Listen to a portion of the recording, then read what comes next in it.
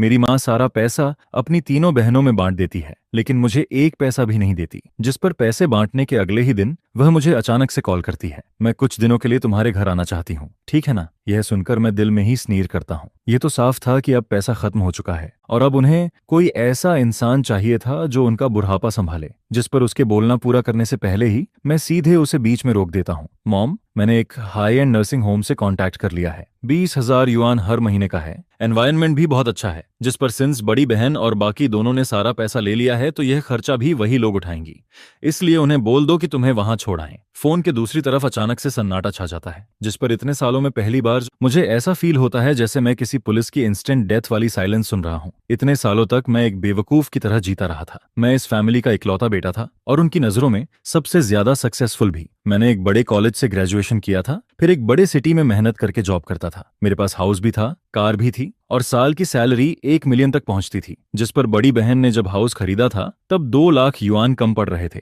और वह पैसा मैंने दिया था। फिर दूसरी बहन के बच्चे का एडमिशन एक की हाई स्कूल में होता है और वहां के 1.5 लाख युआन स्पॉन्सरशिप फी भी मैंने ही पे किया था। इसके बाद तीसरी बहन एक स्टोर खोलती है, लेकिन उसमें 3 लाख युआन का लॉस हो जाता है, जिस पर वह गड्ढा भी मैंने ही भरा था। मेरी माँ हर कुछ दिनों में मुझे कॉल करती थी। कभी कहती थी कि यहाँ तबीयत ठीक नहीं है, कभी कहती थी कि वहां पैसों की जरूरत है, जिस पर हर बार मैं बिना एक शब्द बोले सीधे पैसा ट्रांसफर कर देता था। मैं सोचता था कि मैं इस फैमिली का पिलर हूं, वह सब लोग मेरी मेहनत देखते हैं और मेरी माँ, जिसे मेरा सबसे ज्यादा दर्द होता है, वह हमेशा अपने इकलौते बेटे से प्यार करती होगी। लेकिन कल वह 6 करोड़ का पैसा मेरे चेहरे पर पड़े 6 करोड़ थप्पड़ों जैसा लगता है, जिस पर मुझे पहली बार समझ आता है कि उनकी नजरों में मैं बस एक एटीएम था, जिससे जितना चाहो उतना पैसा निकाला जा सकता है। मैं फोन के दूसरी तरफ उसकी तेज और दबाई हुई सांसें सुन सकता था। शायद उसने कभी सपने में भी नहीं सोचा था कि उसका वह बेटा, जो हमेशा उसकी हर बात मानता था, उससे इस तरह बात करेगा। जिस पर मैं चुपचाप उसकी जोरदार चीख, गुस्से या इमोशनल ब्लैकमेल का इंतजार करता रहता हूँ, लेकिन कुछ भी नहीं होता। कुछ सेकंड बाद सामने से फोन काट दिया जाता है, जिसके बाद सिर्फ बीप की आवाज आती रहती है।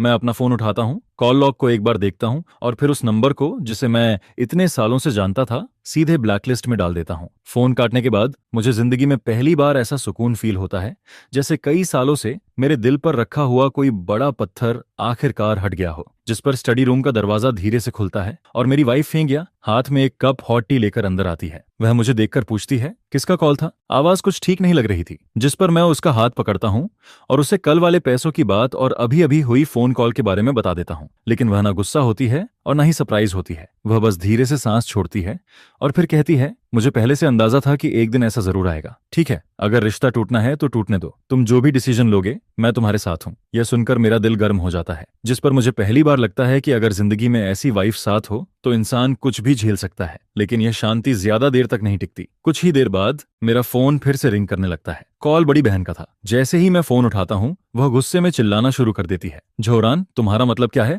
क्या तुम पागल हो गए हो? तुम मॉम से इस तरह कैसे बात कर सकते हो? उन्हें नर्सिंग होम भेज दोगे? तुम सोच भी कैसे सकते हो? उनकी तबीयत ठीक नहीं रहती। जिस पर मैं ठंडे स्वर में कहता हूँ, नर्सिंग होम में प्रोफेशनल्स उनका ख्याल रखेंगे। ये ज्यादा अच्छा नहीं है क्या? वह तुम्हारी माँ है। बड़ी बहन जोर से चिल्लाती है, उनका बुढ़ापा संभालना एक बेटे की जिम्मेदारी होती है। यह सुनकर मैं हंस पड़ता हूँ। अच्छा, जब तुमने 2 करोड़ युआन का डेमोलिशन मनी लिया था तब तुम्हें क्यों नहीं लगा कि बेटे की भी कोई जिम्मेदारी होती है? मॉम ने सारा पैसा तुम लोगों को दे दिया, अब जिम्मेदारी भी तुम लोग ही उठाओ। दुनिया में ऐसा कोई रूल नहीं है कि पैसा भी तुम लोग रखो और काम भी मैं करूं। झोरान, मत भूलो तुम इस घर के इकलौते बेटे हो। जिस पर मैं ठंडे स्वर में जवाब देता हूं, तो क्या सिर्फ बेटा होने की वजह से मैं तुम लोगों के हाथों पूरी जिंदगी निचोड़ा जाता रहूं? सुन लो, कल से अब कुछ भी पहले जैसा नहीं रहेगा। यह कहकर मैं फोन काट देता हूं। लेकिन 5 मिनट भी नहीं बीतते और एक दूसरा अननोन नंबर फिर से कॉल करता है। इस बार दूसरी बहन जो हुई थी। जैसे ही मैं फोन उठाता हूँ वह तुरंत बोलना शुरू कर देती है, तुम इतने निर्दयी कैसे हो सकते हो? मॉम ने हमें पालने में कितनी मेहनत की है। हाँ, बहुत मेहनत की है, मैं शांत आवाज में कहता हूँ। इसीलिए उन्होंने खुद के लिए 65 लाख युआन रखे और बाकी सारा पैसा तुम लोगों को दे दिया। मुझे उससे कोई प्रॉब्लम नहीं थी, लेकिन उन्होंने मुझे एक पैसा भी नहीं दिया। जिस पर झो हुई तुरंत कहती है, वह इसलिए क्योंकि उन्हें अपनी बेटियों से प्यार है और वह तुम्हारी भी फिक्र करती हैं। और मेरी? मैं धीरे से पूछता हूँ, तुम एक बड़े आदमी हो, तुम्हारी साल की इनकम 1 मिलियन है, तुम्हें पैसों की क्या कमी? जिस पर मैं गहरी सांस लेता हूँ। मुझे पैसों की परवाह नहीं है, मुझे उस दिल की परवाह है जो हमेशा से एक तरफ झुका हुआ था। झो हुई, अपने बड़े बड़े डायलॉग्स अपने पास रखो, अब इनका मुझ पर कोई असर नहीं होता। वह गुस्से में कहती है, तुम मॉम का दिल तोड़ दोगे। जिस पर मैं धीरे से जवाब देता हूँ, जब उन्होंने फैसला किया कि मुझे एक पैसा नहीं मिलेगा, उसी दिन मेरा दिल टूट गया था। यह कहकर मैं फिर से फोन काट देता हूँ। इसके बाद तीसरी बहन जो यान का कॉल आता है। वह हमेशा से सबसे ज्यादा गुस्सैल थी और इस बार भी वह खुद को रोक नहीं पाती। जैसे ही फोन कनेक्ट होता है वह जोर जोर से गालियां देना शुरू कर देती है। झोरान, तुम एक फाइट आइड वुल्फ हो। इंटरनेट पर 2 बातें क्या सुन ली? अपनी माँ को ही भूल गए? उन्होंने तुम्हें बेकार में पाला। इतने सालों की तुम्हारी ह्यूमैनिटी क्या कुत्ते के पेट में चली गई? अगर तुम मॉम को अपने घर नहीं लाए तो हम तुम्हारी कंपनी में आएंगे, वहां तमाशा करेंगे और तुम्हारी रेपुटेशन बर्बाद कर देंगे। यह मेरी अपनी बहन थी। जब उसे मुझसे पैसा चाहिए होता था तब मैं उसका सबसे अच्छा भाई होता था, लेकिन अब सिर्फ इसलिए कि मैं आगे भी उनका काऊ और हॉर्स बनकर काम करता रहूं, वह मुझे थ्रेट तक देने लगती है, जिस पर मुझे साफ समझ आ जाता है कि यह मामला अभी खत्म नहीं हुआ है। फोन पर दी गई धमकियां उनके लिए काफी नहीं होंगी। वह लोग जरूर मेरे घर आने वाले हैं। और फिर अगले ही शाम डोरबेल बजती है। मैं कैट आई से बाहर देखता हूँ, जिस पर दरवाजे के बाहर 4 लोग खड़े नजर आते हैं। पूरा परिवार एक साथ आया था और सबके चेहरों पर बनावटी दुख और शिकायत साफ दिखाई दे रही थी, जैसे मैं ही कोई सबसे बड़ा गुनहगार था। मैं लिविंग रूम में अपनी बेटी के साथ खेल रही फेंग या से कहता हूँ, तुम लेले को लेकर रूम में चली जाओ, दरवाजा लॉक कर लेना और बाहर मत आना। जिस पर फेंग या चुपचाप सिर हिलाती है और अपनी बेटी को गोद में लेकर बेडरूम में चली जाती है। मैं एक गहरी सांस लेता हूँ और फिर दरवाजा खोल देता हूँ। दरवाजा खुलते ही 4 लोग बाढ़ की तरह अंदर घुस आते हैं। सबसे आगे मेरी माँ चल रही होती है और घर के अंदर आते ही वह जोर जोर से रोना शुरू कर देती है। मैंने तुम्हारा क्या बिगाड़ा है? मैंने इतनी मेहनत से तुम्हें बड़ा किया और तुम मेरे साथ ऐसा कर रहे हो? मैंने कैसा नालायक बेटा पैदा किया है? जिस पर बड़ी बहन तुरंत बोल पड़ती है, अच्छा हुआ कि तुम्हें अभी भी दरवाजा खोलना आता है। मुझे तो लगा था कि अब तुम्हें अपनी माँ भी नहीं चाहिए। फिर दूसरी बहन कहती है, तुम्हारी माँ बस गुस्से में थी, क्या तुम्हारे अंदर जरा भी कॉन्शियस नहीं बची? मैं उनकी बातों और शोर को पूरी तरह इग्नोर कर देता हूँ। मैं धीरे से किचन में जाता हूँ, अपने लिए एक गिलास पानी भरता हूँ और आराम से पानी पीने लगता हूँ। जिस पर वह देखते हैं कि मैं कुछ नहीं बोल रहा तो उनका शोर और भी ज्यादा बढ़ जाता है। पूरा लिविंग रूम उनकी चीखों, तानों और इल्जामों से भर जाता है। ऐसा लग रहा था जैसे 4 लोग मिलकर मेरे ऊपर अटैक कर रहे हों। और फिर जब काफी देर तक चिल्लाने की वजह से उनकी आवाज थोड़ी बैठने लगती है, तब मैं धीरे से अपना पानी का ग्लास नीचे रख देता हूँ। ग्लास सामने रखी ग्लास टी टेबल से टकराता है और एक साफ सी आवाज आती है, जिस पर पूरा लिविंग रूम एकदम शांत हो जाता है। 4 लोग मेरी तरफ देखने लगते हैं। मैं अपने पास वाले ड्रॉर से एक नोटबुक और एक पेन निकालता हूँ और फिर उनकी तरफ देखकर कहता हूँ, जब आज सब लोग यहाँ आ ही गए हैं तो चलो हिसाब कर लेते हैं। 2010 में बड़ी बहन ने हाउस खरीदा था। तब डाउन पेमेंट में थोड़े पैसे कम पड़ रहे थे और उसने मुझसे 1 लाख युआन लिए थे। उस वक्त कहा गया था कि ये पैसे उधार हैं, लेकिन आज तक वापस नहीं मिले। फिर 2012 में दूसरे जीजा का बिजनेस में लॉस हो गया था। उन्हें तुरंत पैसों की जरूरत थी, जिस पर मैंने 1.5 लाख युआन दिए थे और वह पैसे भी कभी वापस नहीं आए। इसके बाद 2014 में तीसरी बहन ने एक शॉप खोलने की बात की थी। तब मैंने उसे 2 लाख युआन स्टार्टअप मनी के तौर पर दिए थे, लेकिन बाद में शॉप बंद हो गई और वह पैसे भी खत्म हो गए। और 2015 से लेकर पिछले साल तक मॉम अलग अलग बहानों से मुझसे 4 लाख युआन से ज्यादा ले चुकी हैं, जिस पर मैंने कभी एक शब्द तक नहीं कहा। मैं नोटबुक में यह सब लिखता जाता हूँ। मेरी आवाज ज्यादा तेज नहीं होती, लेकिन उस शांत पड़े लिविंग रूम में मेरा हर एक शब्द बहुत साफ सुनाई दे रहा होता है, जिस पर धीरे धीरे उनके चेहरों का रंग बदलने लगता है। पहले उनके चेहरे पर गुस्सा था, फिर वह बेचैनी में बदलता है और अब वहां सिर्फ शर्म और घबराहट बचती है। मैं उनकी तरफ देखकर कहता हूँ, तुम लोगों ने 6 करोड़ युआन का पैसा बांट लिया और मुझे 1 पैसा तक नहीं दिया, लेकिन उसके बाद भी तुम लोग मुझे ही नालायक और बेकार बेटा बोल रहे हो। तुम्हें सच में लगता है कि यह सही है? बहुत आसान बात है, जिसने पैसा लिया है वही जिम्मेदारी भी उठाएगा। मॉम के पास खुद 65 लाख युआन है और तुम तीनों बहनों के पास 2-2 करोड़ युआन है। इतना पैसा काफी है कि वह अपना बाकी का बुढ़ापा आराम से निकाल सकें। तुम लोग चाहो तो मॉम को अपने घर रख सकती हो या फिर चाहो तो उन्हें नर्सिंग होम भेज सकती हो। खर्चा तुम लोग आपस में डिसाइड कर लेना। बस ये एग्रीमेंट साइन कर दो। आज के बाद मैं तुम्हारी जिंदगी में दखल नहीं दूंगा और तुम लोग भी मेरी जिंदगी में दखल मत देना। यह कहकर मैं एग्रीमेंट और पेन उनके सामने कॉफी टेबल पर रख देता हूँ, जिस पर 4 लोग उस एग्रीमेंट को ऐसे देखने लगते हैं जैसे उनके सामने कोई भयानक मॉन्स्टर खड़ा हो। बड़ी बहन झो मिंग के होंठ कांपने लगते हैं। वह मुझे देखकर कहती है, तुम हमसे रिश्ता तोड़ना चाहते हो? मैं उसकी तरफ देखकर कहता हूँ, रिश्ता तुम लोगों ने पहले ही तोड़ दिया था। जिस पर अब तक चुप बैठी मेरी माँ अचानक सिर उठाती है और सीधे मेरी तरफ देखने लगती है। उसकी आंखों में अब आंसू नहीं होते, वहां अब सिर्फ गुस्सा और नफरत बची होती है। वह मुझे घूरते हुए कहती है, झोरान, बाद में पछताना मत। तुम उस पैसे के 1 पैसे के भी लायक नहीं थे। मॉम की यह बात मेरे दिल में किसी जहरीली सुई की तरह चुभ जाती है। मैं उसकी तरफ देखकर धीरे से पूछता हूँ, क्यों? मैं लायक क्यों नहीं हूँ? मैंने ऐसा क्या किया है? जिस पर वह अचानक चिल्लाकर कहती है, तुम अपने दिल में नहीं जानते क्या तुम्हारे बाप की मौत की वजह तुम नहीं थे? यह सुनते ही मेरे दिमाग में जैसे जोरदार धमाका होता है। डैड की मौत, यह बात मेरे दिल का वह जख्म थी जो कभी नहीं भर पाई। और इसी फैमिली में यह एक ऐसा टॉपिक था जिसके बारे में पिछले 10 सालों में कभी कोई बात नहीं करता था। जब मैं हाई स्कूल के तीसरे साल में था तब डैड की कंस्ट्रक्शन साइट पर एक्सीडेंट में मौत हो गई थी।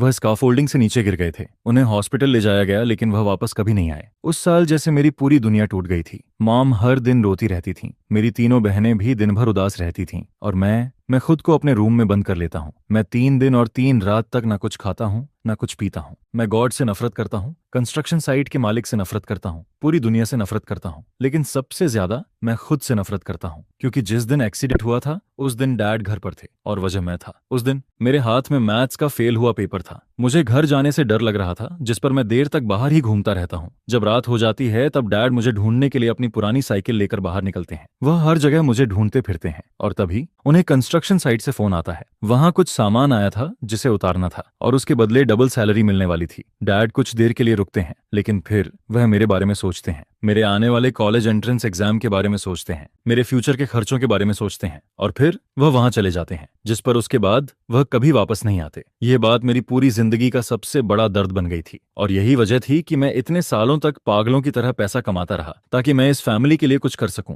मुझे लगा था कि वह सब लोग यह बात समझते हैं। मुझे लगा था कि वह भी मेरी तरह इस दर्द को अपने दिल में दबाकर रखते हैं, लेकिन मैंने कभी नहीं सोचा था कि आज इसी पल वह लोग मेरे सबसे गहरे जख्म को फिर से खोल देंगे। डैड उस कंस्ट्रक्शन साइट पर किसके लिए गए थे? अगर तुम्हारी कॉलेज की फीस भरने के लिए पैसे जुटाने की जरूरत ना होती तो क्या वह इतनी मजबूरी में वहां जाते? हाँ, लेकिन हम तीनों बहनों ने भी तो तुम्हें आराम से पढ़ने देने के लिए सैक्रिफाइस किया था। जिस पर बड़ी बहन बोलती है, जैसे ही मैंने हाई स्कूल खत्म किया मैं बाहर काम करने चली गई। फिर दूसरी बहन उसकी बात पकड़ते हुए कहती है, हम तीनों ने तुम्हारे लिए बहुत कुछ छोड़ा था। जिस पर मॉम फिर से रोना शुरू कर देती है। तुम्हारे डैड जब जा रहे थे तब उन्होंने मेरा हाथ पकड़ा था। उन्होंने मुझसे कहा था कि तुम्हारा ध्यान रखना। उन्होंने कहा था कि तुम जो फैमिली की आखिरी उम्मीद हो। मैंने उनसे प्रॉमिस किया था और मैंने वह प्रॉमिस पूरा भी किया, लेकिन तुमने क्या किया? तुम एक व्हाइट आइड वुल्फ निकले। अब तुम्हारे पंख निकल आए हैं और तुम सब कुछ भूल गए। उनकी बातें मेरे ऊपर किसी सोड की तरह गिरती रहती हैं। हर शब्द ऐसा लगता है जैसे मेरे सीने में घुस रहा हो। मैं सामने खड़ी उन 3 औरतों को देखता हूँ जिन्हें मैं इतने सालों से अपना फैमिली समझता था। उनके चेहरों पर दुख और इल्जाम दिखाई दे रहे थे,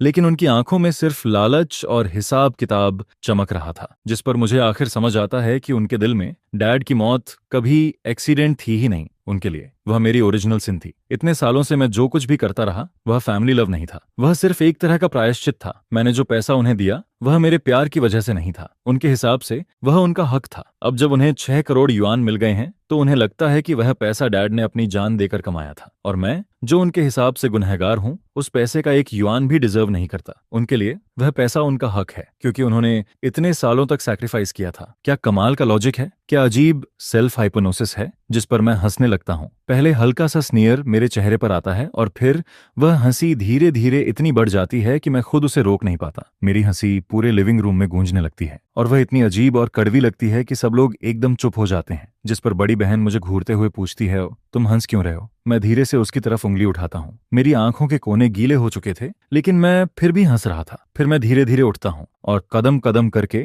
मॉम के सामने जाकर खड़ा हो जाता हूँ। मैं उसकी तरफ ऊपर से देखते हुए पूछता हूँ, जब डैड की मौत हुई थी तब कंस्ट्रक्शन साइट से कितना कंपेंसेशन मिला था? यह सुनते ही मॉम का चेहरा सफेद पड़ जाता है। उसकी आंखें इधर उधर घूमने लगती हैं, उसके होंठ हिलते हैं, लेकिन उसके मुंह से कोई आवाज नहीं निकलती। जिस पर मैं खुद ही बोलना शुरू कर देता हूँ। कुल 3 लाख युआन मिले थे। 15 साल पहले वह बहुत बड़ी रकम थी। और फिर उस पैसे का क्या हुआ? मेरी 4 साल की कॉलेज फीस और लिविंग एक्सपेंसेस मिलाकर मुश्किल से 50,000 युआन खर्च हुए। बाकी के 2.5 लाख युआन। बड़ी बहन की शादी हुई तो तुमने उसे 80,000 युआन दिए। दूसरी बहन की शादी हुई तो उसे भी 80,000 युआन दिए। और फिर तीसरी बहन का बॉयफ्रेंड उसे धोखा देकर 50,000 युआन लेकर भाग गया, जिस पर वह पैसे भी तुमने दिए। और आखिर में जो 40,000 युआन बचे तुमने कहा था कि वह अपने बुढ़ापे के लिए रखोगी। मैं धीरे से कहता हूँ, सही कह रहा हूं ना? जिस पर मॉम का पूरा शरीर कांपने लगता है। तीनों बहनों के चेहरे भी एकदम खराब हो जाते हैं। मैं फिर धीरे से बोलता हूँ, मैंने कभी इन बातों का जिक्र नहीं किया क्योंकि मुझे लगता था कि वह डैड की आखिरी निशानी थी। तुम उनकी वाइफ थी, तुम्हें उस पैसे पर पूरा हक था।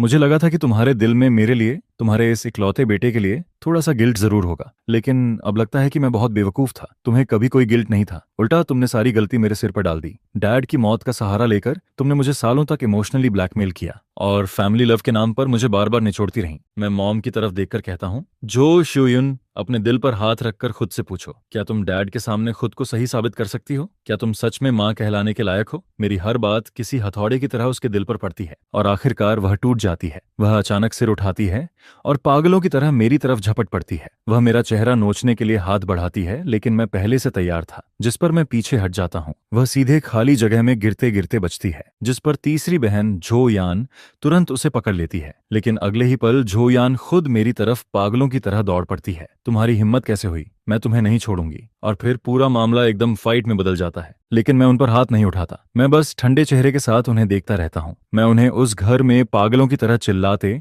और टूटते हुए देखता हूँ, जिसे मैंने अपनी मेहनत से बनाया था, जिस पर वह मुझे किसी सर्कस के क्लाउन जैसे लगने लगते हैं। तभी पीछे से फेंक या की आवाज आती है, बस अगर तुम लोगों ने और तमाशा किया तो मैं सीधे पुलिस को कॉल कर दूंगी। यह सुनते ही चारों लोग एकदम रुक जाते हैं। फेंक या की आवाज जैसे पूरे लिविंग रूम पर ठंडे पानी की बाल्टी फेंक देती है। मॉम और तीनों बहनें उसकी तरफ घूर कर देखने लगती हैं। उन्हें शायद उम्मीद नहीं थी कि हमेशा शांत और सीधी रहने वाली फेंक या वादिना पाचन नेत्र आज इतनी स्ट्रांग बनकर सामने खड़ी होगी। फेंक या उनकी तरफ देखकर कहती है, ये मेरा घर है और तुम लोग यहाँ वेलकम नहीं हो। मैंने अभी तक तुम लोगों की सारी बातें सुनी हैं। तुम लोग मेरे हस्बैंड पर इल्जाम लगा रही हो। जिस पर वह चारों एकदम चुप हो जाते हैं। मैं फेंक या की तरफ देखता हूँ और मेरे दिल में एक अजीब सी गर्माहट फील होने लगती है। इतने सालों में उसने बहुत कुछ सहा था। हर बार जब मॉम और मेरी बहनें कोई नई डिमांड लेकर आती थीं, तब भी वह कुछ नहीं बोलती थी, सिर्फ इसलिए ताकि मुझे बुरा ना लगे। लेकिन आज वह आखिरकार चुप नहीं रहती, क्योंकि इस बार उन्होंने उसकी आखिरी लिमिट पार कर दी थी। वह मेरे हस्बैंड को चोट पहुंचा रहे थे, वह उसके फैमिली को तोड़ रहे थे। जिस पर फेंक या की बात सुनकर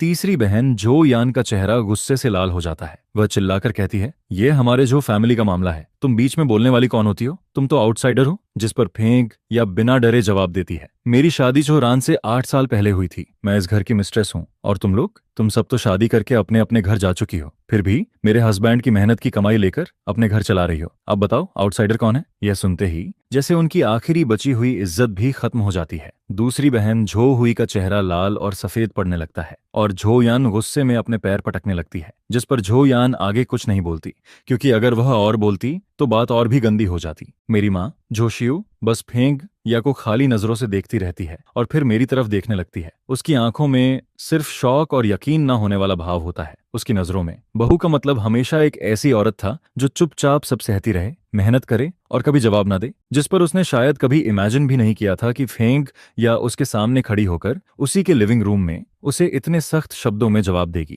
फिर पूरे घर में एक अजीब सी खामोशी छा जाती है। करीब 2 मिनट तक कोई कुछ नहीं बोलता, जिस पर मैं धीरे से बोलना शुरू करता हूँ और उस दम घोंटने वाली चुप्पी को तोड़ देता हूँ। एग्रीमेंट टेबल पर रखा है, अगर तुम लोग इसे साइन कर देते हो तो हम अभी भी रिश्तेदार रहेंगे, लेकिन अगर साइन नहीं किया तो फिर हम कोर्ट जाएंगे और कोर्ट में मैं अभी जो भी हिसाब बताया है उसका एक एक रिकॉर्ड निकालूंगा। हर ट्रांसफर का प्रूफ मेरे पास है। जो 8,50,000 युआन मैंने दिए थे, उसे मैं प्राइवेट लोन साबित करके तुम लोगों पर केस कर सकता हूँ और तब तुम लोगों को सिर्फ पैसा वापस नहीं करना पड़ेगा, इतने सालों का इंटरेस्ट भी देना पड़ेगा। अब फैसला तुम्हारा है। मेरी यह बात जैसे उनकी आखिरी उम्मीद भी तोड़ देती है, जिस पर पहली बार उनके चेहरों पर डर साफ दिखाई देने लगता है। उन्होंने कभी सोचा ही नहीं था कि बात यहाँ तक पहुंच जाएगी। उनकी नजरों में बेटे का पैसा फैमिली का पैसा था और फैमिली का पैसा मांगना उनका हक था। लेकिन अब जब वह मेरी आंखों में देखते हैं तो उन्हें समझ आता है कि मैं मजाक नहीं कर रहा और पहली बार वह सच में डर जाते हैं, क्योंकि अगर मामला कोर्ट तक गया तो उन्हें ना सबूतों से न सिर्फ इतने सालों में लिया हुआ पैसा वापस करना पड़ेगा, बल्कि रिश्तेदारों और जान पहचान वालों के सामने उनकी इज्जत भी खत्म हो जाएगी। जिस पर बड़ी बहन जो मिंग और दूसरी बहन जो ह्यूई एक दूसरे की तरफ देखने लगती हैं। उनकी आंखों में डर, झिझक और बेचैनी साफ दिखाई दे रही थी। फिर मॉम कांपते हुए हाथों से एग्रीमेंट उठाती है। वह काफी देर तक उस पर लिखे हुए काले शब्दों को देखती रहती है और फिर दांत भींचकर धीरे से कहती है, ठीक है, बहुत अच्छा, बहुत अच्छा। उसका हर शब्द ऐसा लग रहा था जैसे वह अपने दांतों के बीच से निकाल रही हो। फिर वह मेरी तरफ देखकर कहती है, जोरान तुम बहुत बेरहम निकले। जिस पर वह पेन उठाती है और एग्रीमेंट पर अपना नाम लिख देती है। ऐसा लग रहा था जैसे उस साइन में उसकी सारी ताकत खत्म हो गई हो। इसके बाद बड़ी बहन, दूसरी बहन और तीसरी बहन भी एक एक करके आगे आती हैं। उनके चेहरे ऐसे लग रहे थे जैसे उनमें अब जान ही ना बची हो, और फिर वह भी चुपचाप एग्रीमेंट पर अपना नाम लिख देती हैं। मैं उन 4 साइंड एग्रीमेंट्स को देखता हूँ, लेकिन मेरे दिल में जीत जैसा कुछ भी फील नहीं होता, बस एक बहुत गहरा दुख फील होता है। 30 साल से ज्यादा पुराना यह रिश्ता पैसों और लालच के सामने एक कागज की तरह कमजोर निकलता है, और फिर एक झटके में सब खत्म हो जाता है। मैं दांत भींचकर सिर्फ एक शब्द कहता हूँ, निकल जाओ, जिस पर वह चारों लोग बिना कुछ बोले शर्म और गुस्से में वहां से निकल जाते हैं। जब मॉम दरवाजे तक पहुंचती है तो वह अचानक रुक जाती है, फिर वह पीछे मुड़कर मेरी तरफ देखती है। उसकी आंखों में इतनी नफरत थी जैसे वह मुझे जहर पिला दे, लेकिन उस नजर में कुछ अजीब भी था। ऐसा लग रहा था जैसे यह मामला अभी खत्म नहीं हुआ, जिस पर अगले ही पल वह जोर से दरवाजा बंद करके चली जाती है और आखिरकार पूरा घर शांत हो जाता है। फेंगिया धीरे से अपना फोन नीचे रखती है और मेरे पास आ जाती है। फिर वह बिना कुछ बोले मुझे पीछे से पकड़ लेती है। मैं अपना सिर उसके कंधे पर रख देता हूँ, जिस पर इतने समय से मैं जो खुद को मजबूत दिखा रहा था वह सब धीरे धीरे टूटने लगता है, और फिर मैं एक छोटे बच्चे की तरह चुपचाप रोने लगता हूँ। लेकिन मैं अपने दिल में जानता था यह आखिर नहीं है। मैं अपनी माँ और तीनों बहनों को बहुत अच्छे से जानता हूँ। वह लोग इतनी आसानी से हार मानने वाले नहीं थे, जिस पर मुझे साफ फील हो रहा था कि अब इससे भी बड़ा तूफान आने वाला है। और फिर अगले दिन मैं हमेशा की तरह ऑफिस पहुंचता हूँ, लेकिन जैसे ही मैं अपनी सीट पर बैठता हूँ असिस्टेंट श्याओ चेन घबराया हुआ अंदर आता है। मिस्टर जो, नीचे बहुत लोग जमा हो गए हैं। वह लोग बोल रहे हैं कि वह आपके फैमिली वाले हैं और वह रिसेप्शन पर तमाशा कर रहे हैं। यह सुनते ही मेरा दिल एकदम नीचे बैठ जाता है। जिस चीज का डर था आखिर वह हो ही गई। मैं विंडो के पास जाता हूँ और नीचे कंपनी के हॉल की तरफ देखता हूँ, जिस पर नीचे वही लोग दिखाई देते हैं। मेरी माँ जमीन पर बैठी हुई थी। वह अपनी टांग पर हाथ मार मार कर जोर जोर से रो रही थी। बड़ी और दूसरी बहन उसके दोनों तरफ खड़ी थीं और आसपास खड़े स्टाफ और कस्टमर से कुछ कह कहकर रो रही थीं। लेकिन सबसे ज्यादा शोर झो यान मचा रही थी। उसके हाथ में एक बड़ा प्रिंटेड पेपर था, जिस पर बड़े बड़े अक्षरों में लिखा था, करोड़ों कमाने वाला बेटा जोरान अपनी सगी माँ को घर से निकाल देता है। और सिर्फ वही लोग नहीं थे, वह अपने साथ और भी कई लोगों को लेकर आए थे। कुछ दूर के रिश्तेदार थे, कुछ गांव के लोग थे और कुछ ऐसे पड़ोसी थे जिन्हें बस तमाशा देखना पसंद था। करीब 20-30 लोग कंपनी के गेट पर खड़े थे। यह सब मेरी सोच से भी ज्यादा जल्दी और ज्यादा तैयारी के साथ हुआ था। वह लोग अब पूरी तरह से मुझसे लड़ने उतर आए थे। वह पब्लिक ओपिनियन का इस्तेमाल करके मुझे दबाना चाहते थे। वह मेरी रेपुटेशन खराब करना चाहते थे, मेरा करियर बर्बाद करना चाहते थे। जिस पर श्याओ चेन मेरी तरफ देखकर घबराई हुई आवाज में पूछता है, मिस्टर जो, अब क्या करें? पुलिस को कॉल करें क्या? मैं नीचे देखता हूँ और फिर शांत आवाज में कहता हूँ, नहीं, उन्हें जो करना है करने दो। जितना बड़ा तमाशा होगा उतना अच्छा होगा। मेरी बात सुनकर श्याओ चेन एकदम हैरान रह जाता है। उसे समझ नहीं आता कि मैं क्या कहना चाहता हूँ, लेकिन मैं बिना कुछ समझाए वापस अपनी डेस्क पर जाता हूँ और फिर कंपनी के एडमिनिस्ट्रेटिव डायरेक्टर और लीगल डायरेक्टर को कॉल करता हूँ। सिक्योरिटी वालों से बोल दो कि वह उनसे झगड़ा ना करें, बस वहां ऑर्डर बनाए रखें। कंपनी की प्रॉपर्टी और स्टाफ की सेफ्टी का ध्यान रखें। जिस पर वह दोनों हैरान जरूर होते हैं, लेकिन फिर तुरंत मेरी बात मानने के लिए चले जाते हैं, क्योंकि मैं बहुत अच्छे से जानता था कि मॉम और मेरी बहनों के दिमाग में क्या चल रहा है। उनके हिसाब से मैं एक बड़ी कंपनी का वाइस प्रेसिडेंट हूँ और मेरे लिए सबसे जरूरी चीज मेरी इज्जत और मेरा नाम है। उन्हें लगता था कि अगर वह इतना बड़ा तमाशा कर देंगे कि मैं सबके सामने शर्मिंदा हो जाऊं, तो मैं डरकर उन्हें वापस घर ले आऊंगा। मैं उनकी हर बात मान लूंगा। शायद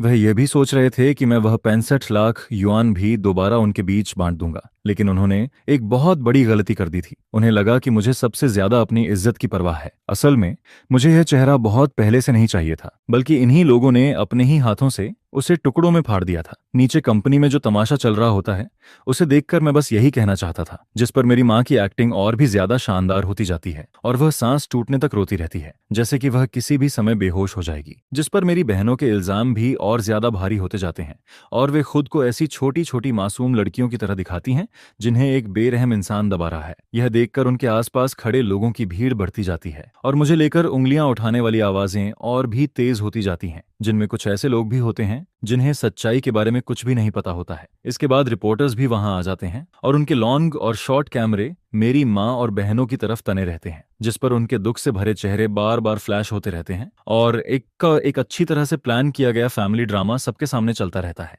और इस पूरे ड्रामे के मेन कैरेक्टर्स वही लोग होते हैं, जबकि विलन मैं बन चुका होता हूँ। जिस पर मेरा फोन लगातार बजता रहता है और मेरे सीनियर पार्टनर्स और दोस्त बार बार पूछते रहते हैं कि आखिर हुआ क्या है, लेकिन मैं किसी का भी कॉल नहीं उठाता, क्योंकि मैं सही समय का इंतजार कर रहा होता हूँ। फिर दोपहर के ठीक 2 बजे इंटरनेट पर यह खबर तेजी से फैलने लगती है कि एक कंपनी एग्जीक्यूटिव ने अपनी माँ के साथ बुरा बर्ताव किया है। जिस पर तरह तरह की पोस्ट्स और डिस्कशंस बिना रुके सामने आने लगती हैं। मेरी फोटोज, मेरी पोजीशन और यहाँ तक कि मेरे घर का एड्रेस भी लोगों के सामने निकाल लिया जाता है, जिस पर मैं इंटरनेट पर सबके लिए एक नालायक बेटा बन जाता हूँ जिसे हर कोई गालियां देता है। और कंपनी के नीचे जमा भीड़ का गुस्सा भी अपनी हद तक पहुंच जाता है। फिर कैमरे की तरफ देखकर मेरी माँ तेज आवाज में चिल्लाती है, तुम्हारा रियल चेहरा बहुत जल्दी सबके सामने आ जाएगा। जिस पर मैं टेबल पर रखी कुछ फाइल्स उठाता हूँ, अपना सूट ठीक करता हूँ और कंपनी के कॉलीग्स की नजरों के बीच आगे बढ़ता हूँ, जिनमें कुछ लोग मुझे सिंपैथी से देखते हैं, कुछ लोग ताने मारते हैं और कुछ लोग बस क्यूरियोसिटी से मुझे देखते रहते हैं। इसके बाद मैं एलिवेटर में घुसता हूँ और नीचे पहुंचते ही हॉल की सारी आवाजें एक साथ मेरे कानों में गूंजने लगती हैं। यह देखकर वहां मौजूद हर इंसान की नजर अजीब तरीके से मुझ पर टिक जाती है, जिस पर रिपोर्टर्स के कैमरे पहली बार मेरी तरफ घूम जाते हैं। मेरी माँ और बहनें मुझे देखकर पहले तो कुछ सेकंड के लिए चौंक जाती हैं, लेकिन फिर उनके चेहरों पर एक घमंडी स्माइल आ जाती है, क्योंकि उन्हें लगता है कि मैं आखिरकार हार मान चुका हूँ। फिर मैं भीड़ के बीच से चलता हुआ उनके सामने पहुंचता हूँ, लेकिन मैं उनकी तरफ देखता तक नहीं हूँ। जिस पर मैं लीगल स्टाफ के हाथ से एक एम्पलीफायर लेता हूँ और वहां मौजूद सभी जर्नलिस्ट्स और बाकी लोगों की तरफ मुड़ जाता हूँ। मैं इस फैमिली ड्रामा की वजह से पब्लिक रिसोर्सेज खराब होने पर आप सबसे दिल से माफी मांगता हूँ। इसके बाद मैं कहता हूँ, आज मेरी माँ और मेरी तीनों बहनें मुझ पर नालायक बेटा होने का इल्जाम लगा रही हैं, और उनकी कुछ बातें सच भी हैं, जैसे कि मैंने सच में अपनी माँ को नर्सिंग होम भेजने की बात कही थी। यह सुनते ही वहां मौजूद भीड़ में हड़कंप मच जाता है, क्योंकि किसी ने भी नहीं सोचा था कि मैं अपनी गलती इतनी आसानी से सबके सामने मान लूंगा। जिस पर मेरी माँ और बहनों के चेहरों पर जीत की मुस्कान और भी ज्यादा गहरी हो जाती है। लेकिन मैं आसपास हो रही बातों को इग्नोर करता हूँ और आगे कहता हूँ, लेकिन हर चीज का एक कारण होता है, और आज मैं चाहता हूं कि यहां मौजूद सभी मीडिया फ्रेंड्स एक चीज देखें। इतना कहने के बाद मैं अपने हाथ में पकड़ी हुई यूएसबी ड्राइव का बटन दबा देता हूं, जिस पर मेरे पीछे कंपनी बिल्डिंग के बाहर लगी बड़ी एलईडी स्क्रीन अचानक से जल उठती है। फिर कल घर में फेंक या द्वारा रिकॉर्ड किया गया वीडियो उस स्क्रीन पर चलने लगता है। वीडियो में मेरी माँ गुस्से से मुझे घूर रही होती है, जिस पर तीसरी बहन पागलों की तरह चीखती है और मुझे गालियां देती रहती है। वे सब पूरी तरह से पागल नजर आ रही होती हैं और उनका बदसूरत चेहरा HD कैमरा में साफ साफ रिकॉर्ड हो चुका होता है। यह देखकर वहां मौजूद भीड़ पूरी तरह से शांत हो जाती है, लेकिन LED स्क्रीन पर वह वीडियो बार बार चलता रहता है, जिस पर मेरी माँ का गुस्से और नफरत से भरा चेहरा सबके सामने साफ दिखाई देता है। और तीसरी बहन झो यान की तेज और जहरीली आवाज पूरे स्क्वायर में गूंजती रहती है। इसके बाद बड़ी बहन और दूसरी बहन की हरकतें भी स्क्रीन पर दिखती रहती हैं, जिस पर उनके चेहरे, उनकी बातें और उनका लालच बिना किसी कट के सबके सामने आता रहता है। और देखते ही देखते पूरी जगह पर सन्नाटा छा जाता है। जो लोग कुछ सेकंड पहले तक मेरी तरफ उंगली उठा रहे होते हैं, अब वही लोग एकदम चुप खड़े रहते हैं, जिस पर उनके चेहरों के एक्सप्रेशंस धीरे धीरे बदलने लगते हैं। पहले गुस्सा, फिर शक, फिर शौक और आखिर में सिंपैथी और समझ से भरी नजरें उनके चेहरे पर दिखाई देने लगती हैं। यह देखकर रिपोर्टर्स के कैमरे तेजी से घूमने लगते हैं, पहले स्क्रीन की तरफ और फिर मेरी माँ और बहनों की तरफ, जिनके चेहरे अब पूरी तरह से सफेद पड़ चुके होते हैं। वे वहीं खड़ी रह जाती हैं जैसे किसी ने उन पर बिजली गिरा दी हो। उनके चेहरे का खून आंखों के सामने गायब होता जाता है और उनके मुंह खुले रह जाते हैं, लेकिन उनसे एक शब्द भी नहीं निकलता, जिस पर उनकी आंखों में सिर्फ डर और यकीन ना कर पाने वाला एक्सप्रेशन दिखाई देता है। शायद उन्हें समझ ही नहीं आता कि घर में हुई बात रिकॉर्ड कैसे हो गई, और उससे भी ज्यादा उन्हें यह समझ नहीं आता कि मैं इतनी बड़ी भीड़ के सामने यह वीडियो चलाने की हिम्मत कैसे कर सकता हूं, क्योंकि उनकी नजरों में मैं हमेशा वही सीधा सादा, सबसे ऑनेस्ट और सबसे अच्छा बेटा था जिसे वे कभी भी दबा सकती थीं। लेकिन आज वही इंसान उनके सारे सच को दुनिया के सामने ला चुका होता है, जिस पर सबसे पहले तीसरी बहन झो यान टूट जाती है और वह तेज आवाज में चीखते हुए कहती है, ये झूठ है, ये फेक है, उसने ये सब खुद बनाया है, मैं उससे नफरत करती हूँ। लेकिन इस समय उसकी आवाज जितनी तेज होती है उतनी ही कमजोर भी लगती है, क्योंकि वहां मौजूद कोई भी इंसान उसकी बात पर यकीन नहीं करता। वीडियो में हर एक्सप्रेशन, हर हरकत और हर आवाज इतनी रियल होती है कि कोई भी एक्टिंग उसे कॉपी नहीं कर सकती। उनके दिल की नफरत और पागलपन साफ दिखाई देता है। मैं उसकी इस आखिरी कोशिश को भी इग्नोर कर देता हूँ, जिस पर मैं अपने ब्रीफकेस से कुछ और डॉक्यूमेंट्स निकालता हूँ और मीडिया की तरफ देखकर कहता हूँ, और ये वे ट्रांसफर रिकॉर्ड्स हैं जो मैंने इतने सालों में अपनी माँ और तीनों बहनों को दिए हैं। इन सब की टोटल अमाउंट 8,50,000 युआन है और हर ट्रांसफर का बैंक रिकॉर्ड और टाइमिंग इसमें मौजूद है। इसके बाद मैं एक और डॉक्यूमेंट उठाता हूं और कहता हूं, और ये पुराने घर का डेमोलिशन एग्रीमेंट है, जिसमें साफ लिखा है कि उस घर के बदले मिलने वाली टोटल अमाउंट 6.5 मिलियन युआन थी। यह वो फैमिली केयर रिस्पॉन्सिबिलिटी एग्रीमेंट है जिस पर कल मेरी माँ और मेरी तीनों बहनों ने साइन किया था। इसमें साफ लिखा है कि डेमोलिशन मनी मिलने के बाद सारा पैसा तीनों बेटियों में बांट दिया गया था, और माँ जो शियू की देखभाल की जिम्मेदारी भी तीनों बेटियां मिलकर उठाएंगी। जहां तक उनकी इस बात का सवाल है कि मैंने माँ को घर से निकाल दिया, तो मॉम, मैं आपसे एक बार फिर पूछता हूँ, क्या मैंने कभी ऐसा एक शब्द भी कहा था? अगर आपने मुझे घर से निकल जाने के लिए कहा तो क्या मैंने कभी आपको उंगली तक लगाई थी? मैंने सिर्फ इतना कहा था कि आप और मेरी बहनें मेरे घर से निकल जाएं, क्योंकि आप लोग मेरे घर आकर शोर मचा रही थीं और यहाँ तक कि मुझ पर हाथ भी उठा रही थीं, जिस पर मेरी माँ का चेहरा एकदम बदल जाता है। वह अपने होंठ इतनी जोर से भींचती है कि उसके मुंह से एक शब्द भी नहीं निकलता, और भीड़ में खड़े लोग आपस में धीरे धीरे बातें करना शुरू कर देते हैं, जिस पर पब्लिक ओपिनियन का पूरा रुख एकदम पलट जाता है। अभी तक जो सिंपथी मेरी माँ और बहनों को मिल रही होती है, वह सब इन पक्के सबूतों के सामने खत्म हो जाती है। अब वहां मौजूद हर इंसान मेरी तरफ देखने लगता है, और जितनी बातें, ताने और गालियां अभी तक मुझे मिल रही थीं, अब वही सब मेरी माँ और बहनों की तरफ जाने लगती हैं। वे चारों उन निगाहों और बातों से घिर जाती हैं और वहां से निकलने की कोशिश करने लगती हैं, क्योंकि अब उनके पास शर्म से सिर छुपाने की भी जगह नहीं बचती। लेकिन तीसरी बहन जोयान अभी भी आखिरी कोशिश करती है। वह जोर से चिल्लाकर कहती है, तुम झूठ बोल रहे हो, हमने ऐसा कोई एग्रीमेंट कब देखा था? यह कहकर वह मेरी तरफ दौड़ती है और मेरे हाथ से डॉक्यूमेंट्स छीनने की कोशिश करती है, जिस पर मेरे आसपास खड़े लीगल स्टाफ और सिक्योरिटी गार्ड्स तुरंत उसे रोक देते हैं। फिर मैं उसकी तरफ ठंडी नजरों से देखकर कहता हूँ, जोयान, इस एग्रीमेंट पर तुम चारों के साइन हैं। अगर तुम्हें लगता है कि ये सिग्नेचर फेक हैं तो हम अभी फॉरेंसिक टेस्ट करवा सकते हैं, लेकिन अगर तुम पब्लिक में झूठ बोलकर मुझ पर इल्जाम लगाती हो तो तुम्हें पता है उसका क्या रिजल्ट होगा। मेरी यह बात सुनते ही तीसरी बहन की सारी अकड़ एकदम खत्म हो जाती है, क्योंकि वह डर जाती है। वह मेरी आंखों में देखती है और उसे समझ आ जाता है कि मैं सच में कुछ भी कर सकता हूँ, और जो मेरी माँ अब तक चुप खड़ी थी, वह इतनी बेइज्जती और इतने बड़े झटके को सह नहीं पाती, जिस पर उसका दिमाग पूरी तरह टूट जाता है। उसकी आंखें पलट जाती हैं, उसके पैर कमजोर पड़ जाते हैं और वह सीधा पीछे की तरफ गिर जाती है। यह देखकर तीनों बहनें जोर से चीखती हैं और तुरंत उसे संभालने के लिए भागती हैं, जिस पर वहां का पूरा माहौल एकदम क्योटिक हो जाता है। रिपोर्टर्स तुरंत आगे भागते हैं और कैमरों की फ्लैश लगातार चमकने लगती है, लेकिन मैं ये सब बिना किसी रिएक्शन के देखता रहता हूँ, क्योंकि मुझे उन पर जरा भी तरस नहीं आता। यह सब उन्होंने खुद किया था। जब उन्होंने मुझे इस्तेमाल करके अपना मतलब निकालने की कोशिश की थी, तभी उन्हें सोच लेना चाहिए था कि एक दिन ऐसा भी हो सकता है। इसके बाद कंपनी के सिक्योरिटी गार्ड्स और एडमिनिस्ट्रेटिव स्टाफ आगे आते हैं और वहां का माहौल संभालने लगते हैं। फिर कुछ ही देर में एम्बुलेंस भी आ जाती है, जिस पर मेरी माँ को स्ट्रेचर पर लिटाकर एम्बुलेंस में डाल दिया जाता है, और मेरी तीनों बहनें, जो पूरी तरह हार चुकी होती हैं, चुपचाप उसके पीछे पीछे चली जाती हैं। और इसी के साथ यह बड़ा तमाशा खत्म हो जाता है। भीड़ धीरे धीरे वहां से चली जाती है और रिपोर्टर्स भी अपनी मनचाही खबर लेकर खुश होकर वहां से निकल जाते हैं। ऐसा लगता है जैसे कुछ हुआ ही नहीं था। लेकिन मैं जानता हूं कि आज के बाद सब कुछ बदल चुका है। मेरा जो सो कॉल्ड घर था, वह आज पूरी तरह टूट चुका है और अब वापस लौटने का कोई रास्ता नहीं बचता। जब मैं वापस ऑफिस पहुंचता हूं तो वहां मौजूद हर कोलेग मुझे अलग नजरों से देख रहा होता है। किसी की नजर में सिंपथी होती है, किसी की नजर में रिस्पेक्ट, और कुछ लोग मुझसे थोड़ा डर भी रहे होते हैं। लेकिन कोई भी मेरे पास आकर बात करने की हिम्मत नहीं करता, क्योंकि शायद किसी ने भी ये इमेजिन नहीं किया था कि हमेशा शांत और डिसेंट दिखने वाला मिस्टर जो फैमिली मैटर को इतनी सख्ती और इतनी बेरहमी से हैंडल करेगा। फिर थोड़ी देर बाद कंपनी के सीईओ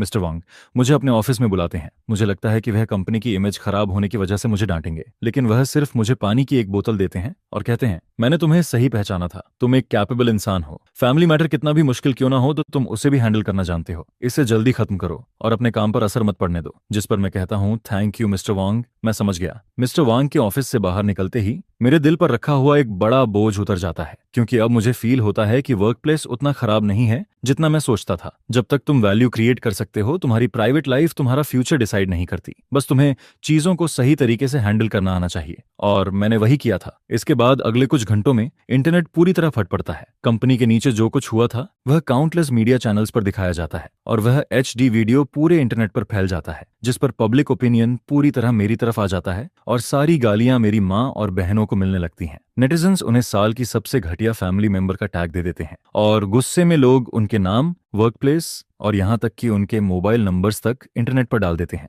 जिस पर उनके पास हजारों कॉल्स और अब्यूसिव मैसेजेस आने लगते हैं, जैसे बर्फ की तरह हर तरफ से उन पर सब कुछ गिर रहा हो। वहीं दूसरी तरफ मुझे इंटरनेट पर एक ऐसे इंसान की तरह दिखाया जाता है जो कई सालों तक अपनी फैमिली से दबा रहा, लेकिन आखिर में उसने हिम्मत करके उनके खिलाफ खड़ा होना चूज किया। मेरे सोशल मीडिया अकाउंट्स पर एक ही रात में लाखों फॉलोअर्स आ जाते हैं और हजारों लोग मेरे सपोर्ट में कमेंट्स करने लगते हैं। इतना ही नहीं, कुछ लॉयर्स भी खुद मुझसे कांटेक्ट करते हैं और कहते हैं कि अगर मुझे जरूरत हो तो वे मुझे फ्री लीगल हेल्प देंगे। मैं जानता हूं कि पब्लिक ओपिनियन की यह लड़ाई मैं जीत चुका हूं और मैंने इसे पूरी तरह जीता है। जब मैं शाम को घर वापस आता हूं तो फांग्या और उसकी बेटी लेले मेरा इंतजार कर रही होती हैं। जैसे ही मैं अंदर आता हूँ, फांग्या मुझे जोर से हग कर लेती है और कहती है, आज तुम बहुत हैंडसम लग रहे थे, जिस पर मैं हल्का सा मुस्कुरा देता हूँ और मेरे दिल की सारी थकान एक पल में गायब हो जाती है। फिर लेले दौड़कर मेरे पास आती है और मेरे पैर पकड़कर कहती है, डैड, क्या आपने उन बैड गाइज को भगा दिया? क्या अब वो हमें फिर कभी परेशान नहीं करेंगे? रात में मैं और फांग्या बेड पर लेटे होते हैं और आज जो कुछ हुआ उसके बारे में बात कर रहे होते हैं, जिस पर फांग्या थोड़ी परेशान होकर मुझसे पूछती है, तुम्हें डर नहीं लगता कि वो लोग फिर कोई नई ट्रिक ट्राई करेंगे, जैसे कि लेले के किंडरगार्टन जाकर वहां तमाशा करना? मुझे अब समझ आता है कि यह एक ऐसी बात थी जिसके बारे में मैंने पहले कभी सोचा ही नहीं था। मैं बस खुद को और कंपनी को बचाने के बारे में सोच रहा था, लेकिन मैं ये भूल गया था कि मेरी सबसे बड़ी वीकनेस अभी भी मेरी वाइफ और मेरी बेटी हैं। चिंता मत करो, कल मैं सिक्योरिटी कंपनी से कांटेक्ट करूंगा, वो तुम्हें और लेले को 24 घंटे प्रोटेक्शन देंगे और मैं किंडरगार्टन में भी बात कर दूंगा ताकि हमारे अलावा कोई भी लेले को टच न कर सके। मैं उनकी हद अब अच्छी तरह समझ चुका हूँ। पैसे के लिए वो लोग कुछ भी कर सकते हैं और मैं उन्हें दोबारा तुम्हें हर्ट करने का एक भी मौका नहीं दूंगा। जिस पर फांग्या चुपचाप सिर हिलाती है और मेरे सीने से लग जाती है। लेकिन उस रात मुझे बिल्कुल चैन की नींद नहीं आती। मैं सपने में अपने पापा को देखता हूँ। वह हमेशा की तरह चुपचाप मुझे देख रहे होते हैं। उनकी आंखों में कोई गुस्सा नहीं होता, सिर्फ दर्द होता है। अगले दिन मुझे एक अजनबी नंबर से कॉल आता है, जिस पर दूसरी तरफ से एक बूढ़ी और कमजोर आवाज सुनाई देती है। वो मेरी माँ होती है। वह रोते हुए कहती है, माँ से गलती हो गई, मुझे सच में अपनी गलती समझ आ गई है। तुम्हारी बहनों को जॉब से निकाल दिया गया है और उनके घर भी टूट चुके हैं। अब तो हम बाहर निकलने की भी हिम्मत नहीं कर पा रहे हैं। लेकिन क्या तुम अपनी माँ को माफ नहीं कर सकते? तुम बस एक स्टेटमेंट दे दो और सबको बता दो कि यह सब एक मिसअंडरस्टैंडिंग थी, वरना हम सच में जी नहीं पाएंगे। जिस पर मैं बस ठंडी आवाज में कहता हूँ, अब बहुत देर हो चुकी है, और फिर मैं फोन काट देता हूँ। मुझे लगा था कि अब सब खत्म हो जाएगा। पब्लिक ओपिनियन ने उन्हें पूरी तरह तोड़ दिया था और अब शायद कुछ समय तक सब शांत रहेगा। लेकिन मैंने उनकी पागलपन को कम समझा था और मैंने यह भी नहीं सोचा था कि मेरी माँ मुझसे इतनी नफरत करती है। फिर 3 दिन बाद मैं एक इंपॉर्टेंट प्रोजेक्ट मीटिंग में बैठा होता हूँ। तभी अचानक फांग्या का फोन आता है। उसकी आवाज में इतना डर और रोना होता है जितना मैंने पहले कभी नहीं सुना था। वह कांपते हुए कहती है, जल्दी घर आओ, मॉम हमारे घर के बाहर गैस सिलेंडर लेकर बैठी है। वह कह रही है कि वह हम सबके साथ मर जाएगी। यह सुनते ही मेरा दिमाग एकदम ब्लैंक हो जाता है। गैस सिलेंडर लेकर सबको उड़ाने की बात, मैं अपने कानों पर यकीन नहीं कर पाता। क्या कोई माँ सच में ऐसा कर सकती है? मीटिंग रूम में बैठे सभी लोग मेरी तरफ देखने लगते हैं, लेकिन मुझे किसी को कुछ एक्सप्लेन करने की फुर्सत नहीं होती। मैं तुरंत कार कीज उठाता हूँ और भागता हुआ बाहर निकल जाता हूँ। मीटिंग वहीं रुक जाती है और मैं जितनी तेजी से हो सकता है एलिवेटर में घुस जाता हूँ। फिर कंपनी बिल्डिंग से बाहर निकलकर सीधा कार में बैठता हूँ। पूरे रास्ते में एक्सेलरेटर दबाकर गाड़ी भगाता हूँ। मेरे हाथ ठंडे पसीने से भरे होते हैं और मेरा दिल बहुत तेजी से धड़क रहा होता है। मैं इमेजिन भी नहीं कर पा रहा था कि घर पर अभी क्या हो रहा होगा। फांग्या और लेले कैसी होंगी? मैं बार बार फांग्या को कॉल करता हूँ, लेकिन वह फोन नहीं उठाती, जिस पर डर मेरे दिल को और ज्यादा जकड़ने लगता है। सिर्फ 10 मिनट का रास्ता मुझे कई घंटों जैसा लगने लगता है। जब मैं सोसाइटी के गेट पर पहुंचता हूं तो सिक्योरिटी गार्ड मेरी कार रोक देता है, लेकिन दूर से ही मैं देख लेता हूं कि हमारे घर के नीचे बहुत बड़ी भीड़ जमा है। वहां पुलिस कार्स और फायर ब्रिगेड की गाड़ियां पहले से खड़ी होती हैं और पूरे एरिया के चारों तरफ एक लंबी कॉर्डन लगा दी गई होती है, जिस पर मैं तुरंत कार से उतरता हूं और भागता हुआ अंदर जाने की कोशिश करता हूं। मैं चिल्लाकर कहता हूं, मुझे अंदर जाने दो, वो मेरी माँ है। लेकिन सिक्योरिटी गार्ड मुझे रोकते हुए कहता है, सर अंदर जाना डेंजरस है। जिस पर मैं और जोर से कहता हूं, मैं जो हुआ हूं, मेरी वाइफ और मेरी बेटी अंदर हैं। तभी एक पुलिस ऑफिसर मेरे पास आता है और कहता है, मिस्टर जो, प्लीज काम डाउन, आपकी माँ अभी बहुत अनस्टेबल है। उसके हाथ में लाइटर है और कोई भी उसके पास नहीं जा सकता। वह सिर्फ आपसे मिलना चाहती है। यह सुनते ही मैं भीड़ के बीच से देखने की कोशिश करता हूँ और फिर मुझे वह सीन दिखाई देता है जिसे देखकर मेरा दिल कांप उठता है। हमारे घर के सामने मेरी माँ, जो शिव, जमीन पर बैठी होती है। उसके पास एक बड़ा गैस सिलेंडर रखा होता है। उसका एक हाथ सिलेंडर पर होता है और दूसरे हाथ में वह एक लाल लाइटर पकड़े रहती है। लेकिन उसकी आंखें अब पहले जैसी नहीं होती, उनमें अब सिर्फ पागलपन होता है। ऐसा पागलपन जो सब कुछ खत्म कर देना चाहता है। ऐसा लगता है जैसे वह सबको अपने साथ नरक में खींचकर ले जाना चाहती हो। और उससे थोड़ी दूर मेरी तीनों बहनें जमीन पर घुटनों के बल बैठी होती हैं। उनके चेहरों पर डर साफ दिखाई दे रहा होता है। असल में वो लोग चाहते थे कि मैं हार मान लूं। वो चाहते थे कि मैं फिर से उन्हें उनके पैसे और फायदे वापस दे दूं, लेकिन वो खुद मरना नहीं चाहती थीं और अब हालात पूरी तरह उनके हाथ से बाहर जा चुके होते हैं। मेरी माँ, जिसे उन्होंने खुद इस हालत तक पहुंचाया था, अब किसी भी समय फटने वाले बॉम्ब की तरह बन चुकी होती है। फिर मेरी माँ अचानक जोर से चिल्लाती है, उस जानवर को यहाँ बुलाओ, मैं उससे मिलना चाहती हूँ। जिस पर पुलिस ऑफिसर मेरी तरफ देखकर कहता है, मिस्टर जो, आपकी माँ की मेंटल कंडीशन अभी बहुत खराब है। हम नहीं चाहते कि आप जाकर उसे और प्रोवोके करें। अगर आपकी कोई बात है तो हम उससे कह सकते हैं। मैं तुरंत पूछता हूँ, मेरी वाइफ और बेटी कहाँ हैं? क्या वो सेफ हैं? जिस पर वह कहता है, उन्हें पीछे के रास्ते से सेफली बाहर निकाल लिया गया है, आप चिंता मत कीजिए। यह सुनते ही मेरे दिल का आधा बोझ उतर जाता है। जब तक फांग्या और लेले सेफ हैं, तब तक बाकी सब संभाला जा सकता है। फिर मैं पुलिस के हाथ से लाउडस्पीकर लेता हूँ और धीरे धीरे अपनी माँ की तरफ बढ़ने लगता हूँ, जिस पर वह मुझे देखते ही पागलों की तरह चिल्लाने लगती है, तुम क्या चाहते हो? तुमने मुझे बर्बाद कर दिया, तुमने इस पूरे फैमिली को खत्म कर दिया, तुमने हमें सबकी नजरों में सड़क का कुत्ता बना दिया। अब मैं चाहती हूँ कि तुम भी पूरी जिंदगी दर्द और राख में जियो। उसकी आंखों में जो पागलपन होता है उसे देखकर मेरी रूह कांप जाती है। तभी मुझे पहली बार समझ आता है कि वह एक्टिंग नहीं कर रही, वह सच में मरना चाहती है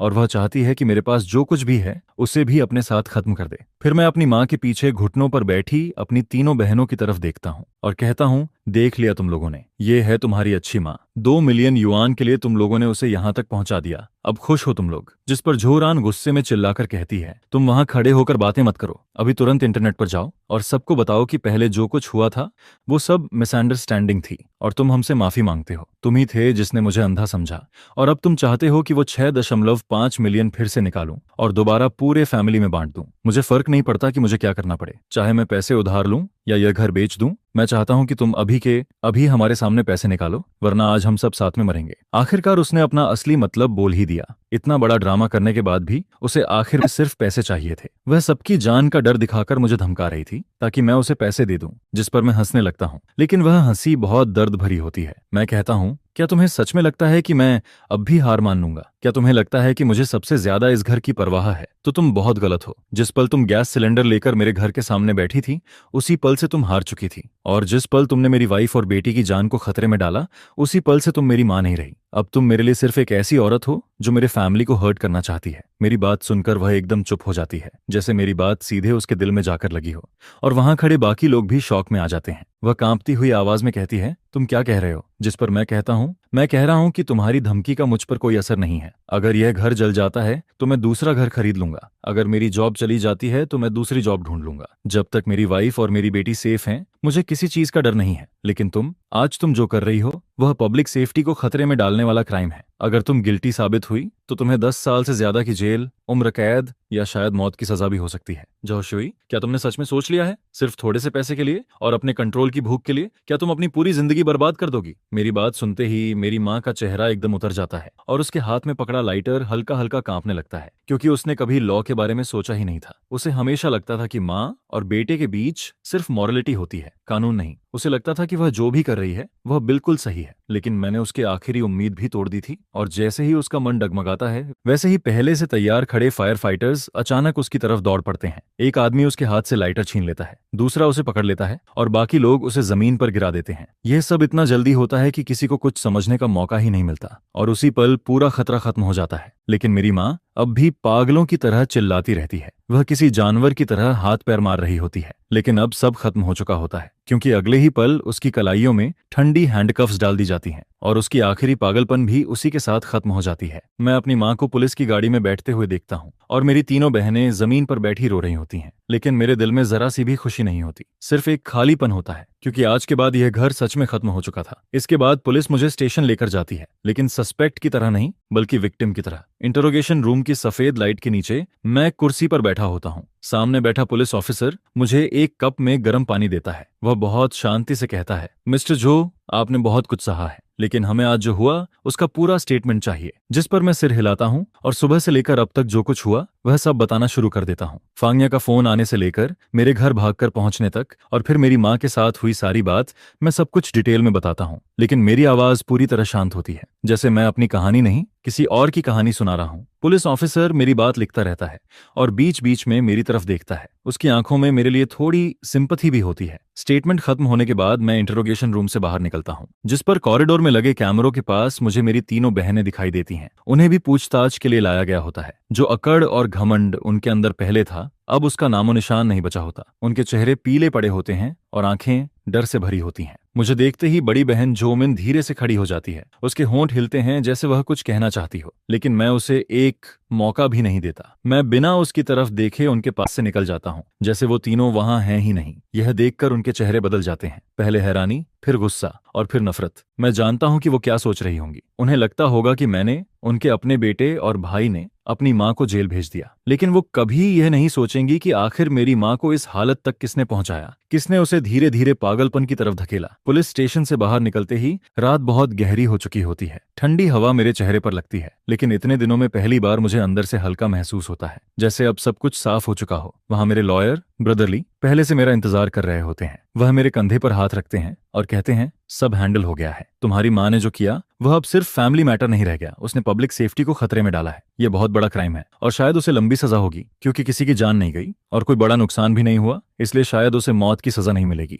लेकिन जो हुआ उसका असर बहुत बड़ा है। मेरा इमेजिन है कि उसे कम से कम 10 साल की सजा जरूर होगी। 10 साल। मैं अपने मन में यही शब्द बार बार दोहराता हूँ, लेकिन मुझे न दुख होता है न दर्द। सिर्फ ऐसा लगता है जैसे अब सब खत्म हो चुका है। मेरी माँ की बाकी जिंदगी अब जेल की दीवारों के पीछे गुजरेगी और यह रास्ता उसने खुद चुना था। फिर मैं कार में बैठता हूँ और फांगनिया को कॉल करता हूँ। फोन कनेक्ट होते ही उसकी आवाज सुनाई देती है। वह घबराई हुई पूछती है, तुम ठीक हो ना? जिस पर मैं धीरे से कहता हूँ, मैं ठीक हूँ, तुम चिंता मत करो। लेले कहाँ है? वह कहती है, लेले सो चुकी है, मेरे पेरेंट्स हमारे पास आ गए हैं। फिर कुछ सेकंड चुप रहने के बाद वह धीरे से कहती है, चलो यहाँ से चले जाते हैं। अभी एक नया घर खरीदते हैं और इस जगह को छोड़ देते हैं। इन सारी बुरी यादों को पीछे छोड़कर हम फिर से नई जिंदगी शुरू करेंगे। इसके बाद मैं फिर से शुरुआत करता हूँ। मैं फोन को काट देता हूँ, जिस पर मैं कार स्टार्ट करता हूँ। फिर कार धीरे धीरे सिटी की तरफ बढ़ती है और कार की विंडो के बाहर हजारों लाइट्स चमकती नजर आती हैं, जो किसी गैलेक्सी की तरह फैलती जा रही होती हैं। यह देखकर मुझे पता होता है कि इस मोमेंट के बाद मेरा उस सो कॉल्ड घर से कनेक्शन पूरी तरह खत्म हो चुका है। अब मेरे सामने सिर्फ मेरी अपनी राह होती है। एक रोड नई जिंदगी की तरफ जाती है और दूसरी रोड किसी अननोन फ्यूचर की तरफ बढ़ती है,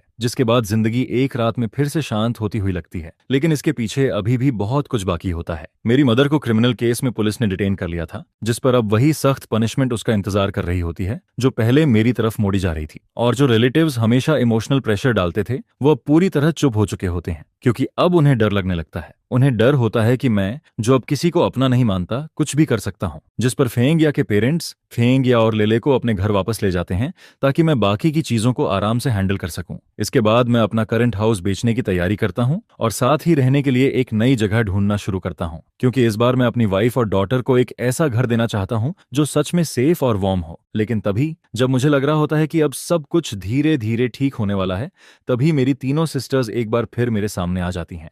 हालांकि इस बार वो मेरे घर या ऑफिस नहीं आती हैं, बल्कि वो लॉयर ली के थ्रू मुझे एक कैफे में मिलने के लिए बुलाती हैं। मैं पहले जाने का कोई इरादा नहीं रखता हूँ, जिस पर लॉयर ली मुझसे कहता है कि उनका एटीट्यूड इस बार बहुत सिंसियर लग रहा है। शायद वो कंपनसेशन और सेटलमेंट की बात करना चाहती हैं। यह सुनकर सिर्फ इस मैटर को हमेशा के लिए खत्म करने के लिए मैं वहां जाने का फैसला करता हूं। फिर जब मैं कैफे में पहुंचता हूं तो मैं देखता हूं कि वो तीनों पहले से वहां बैठी होती हैं, लेकिन सिर्फ कुछ दिनों में ही वो ऐसी लग रही होती हैं जैसे उन पर 10 साल गुजर गए हों। उनके चेहरे की पुरानी चमक पूरी तरह गायब हो चुकी होती है। उसकी जगह सिर्फ थकान और टूटापन नजर आता है। उनकी आंखें अंदर धंस चुकी होती हैं और उनके चेहरे पर सिर्फ सुन्नपन दिखाई देता है, जिस पर जैसे ही वो मुझे देखती हैं वो जल्दी से खड़ी हो जाती हैं। लेकिन मैं कुछ नहीं बोलता हूं और जाकर उनके सामने बैठ जाता हूं। लॉयरली भी मेरे बगल में बैठ जाता है। फिर बड़ी सिस्टर धीरे धीरे कहती है, झोरान, हम तुमसे माफी मांगने आए हैं। हमने बहुत गलत किया, हम सब ने गलती की। हमें पैसों के पीछे इतना पागल नहीं होना चाहिए था और हमें तुम्हारे साथ ऐसा बिहेव नहीं करना चाहिए था। जिस पर थर्ड सिस्टर जो यान, जो पहले सबसे ज्यादा एरोगेंट रहती थी,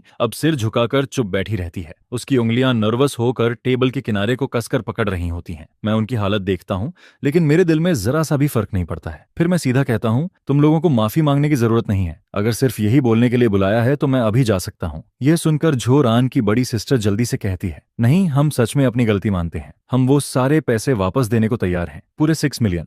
हमें 1 रुपया भी नहीं चाहिए। हम सब कुछ तुम्हें दे देंगे। बस तुम पुलिस से कह दो कि हमारी मदर को इस बार माफ कर दें। तुम एक फॉरगिवनेस लेटर लिख दो। फिर वो रोते हुए कहती है, वो बूढ़ी हैं, उनकी तबीयत भी अच्छी नहीं रहती। अगर उन्हें सच में जेल जाना पड़ा तो वो वहां मर जाएंगी। और तभी मुझे समझ आता है कि वो लोग आखिर चाहते क्या हैं। वो लोग पैसों के बदले किसी की फ्रीडम खरीदना चाहते हैं। वही पैसे जो पहले ग्रीड और रिश्वत से भरे हुए थे, अब उसी के बदले वो अपनी मदर की फ्रीडम खरीदना चाहती हैं। जिस पर मैं हंस देता हूं और फिर कहता हूं, बिग सिस्टर, शायद तुमसे बहुत बड़ी गलती हो रही है। मेरी मदर ने कोई फैमिली डिस्प्यूट नहीं किया है। उसने पब्लिक सेफ्टी के खिलाफ क्राइम किया है। उसने सिर्फ मुझे थ्रेटेन नहीं किया था, उसने उस पूरी बिल्डिंग के लोगों की जान खतरे में डाल दी थी। फिर मैं उनकी तरफ देखकर कहता हूं, मेरे एक फॉरगिवनेस लेटर से कुछ नहीं बदलेगा। कोर्ट अपना फैसला खुद करेगी। यह सुनकर वो घबराकर पूछती है, तो क्या मदर सच में जेल चली जाएंगी? जिसके जवाब में मैं बिना किसी इमोशन के कहता हूं, हाँ, और वो उसी लायक हैं। जिस दिन वो गैस सिलेंडर लेकर मेरे घर के बाहर बैठी थीं और मेरी वाइफ और डॉटर की सेफ्टी को थ्रेटन कर रही थीं, उसी दिन वो मेरे लिए मर चुकी थीं। इसके बाद मैं अपनी तीनों सिस्टर्स की तरफ देखता हूं और कहता हूं,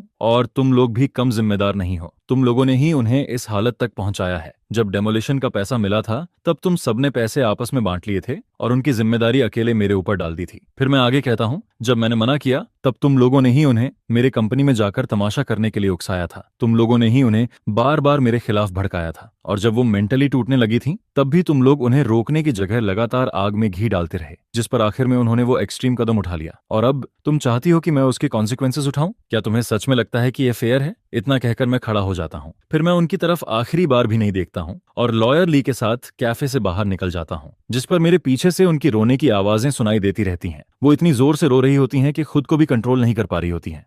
लेकिन मैं जानता हूं कि यह मेरे और उनके बीच आखिरी बातचीत होती है। इसके बाद हमारी जिंदगी फिर कभी एक दूसरे से नहीं टकराती है। फिर 1 महीने बाद मैं अपना हाउस बेच देता हूं और जिस दिन करोड़ों का कॉन्ट्रैक्ट फाइनल होता है उस दिन मैं अकेला आखिरी बार उस पुराने घर में वापस जाता हूं। घर के सारे फर्नीचर पहले ही हटाए जा चुके होते हैं। अब वहां सिर्फ खाली कमरे, फर्श पर पड़ा बिखरा हुआ सामान और पुरानी मेमोरीज बची होती हैं। मैं इस घर में पूरे 8 साल तक रहा था।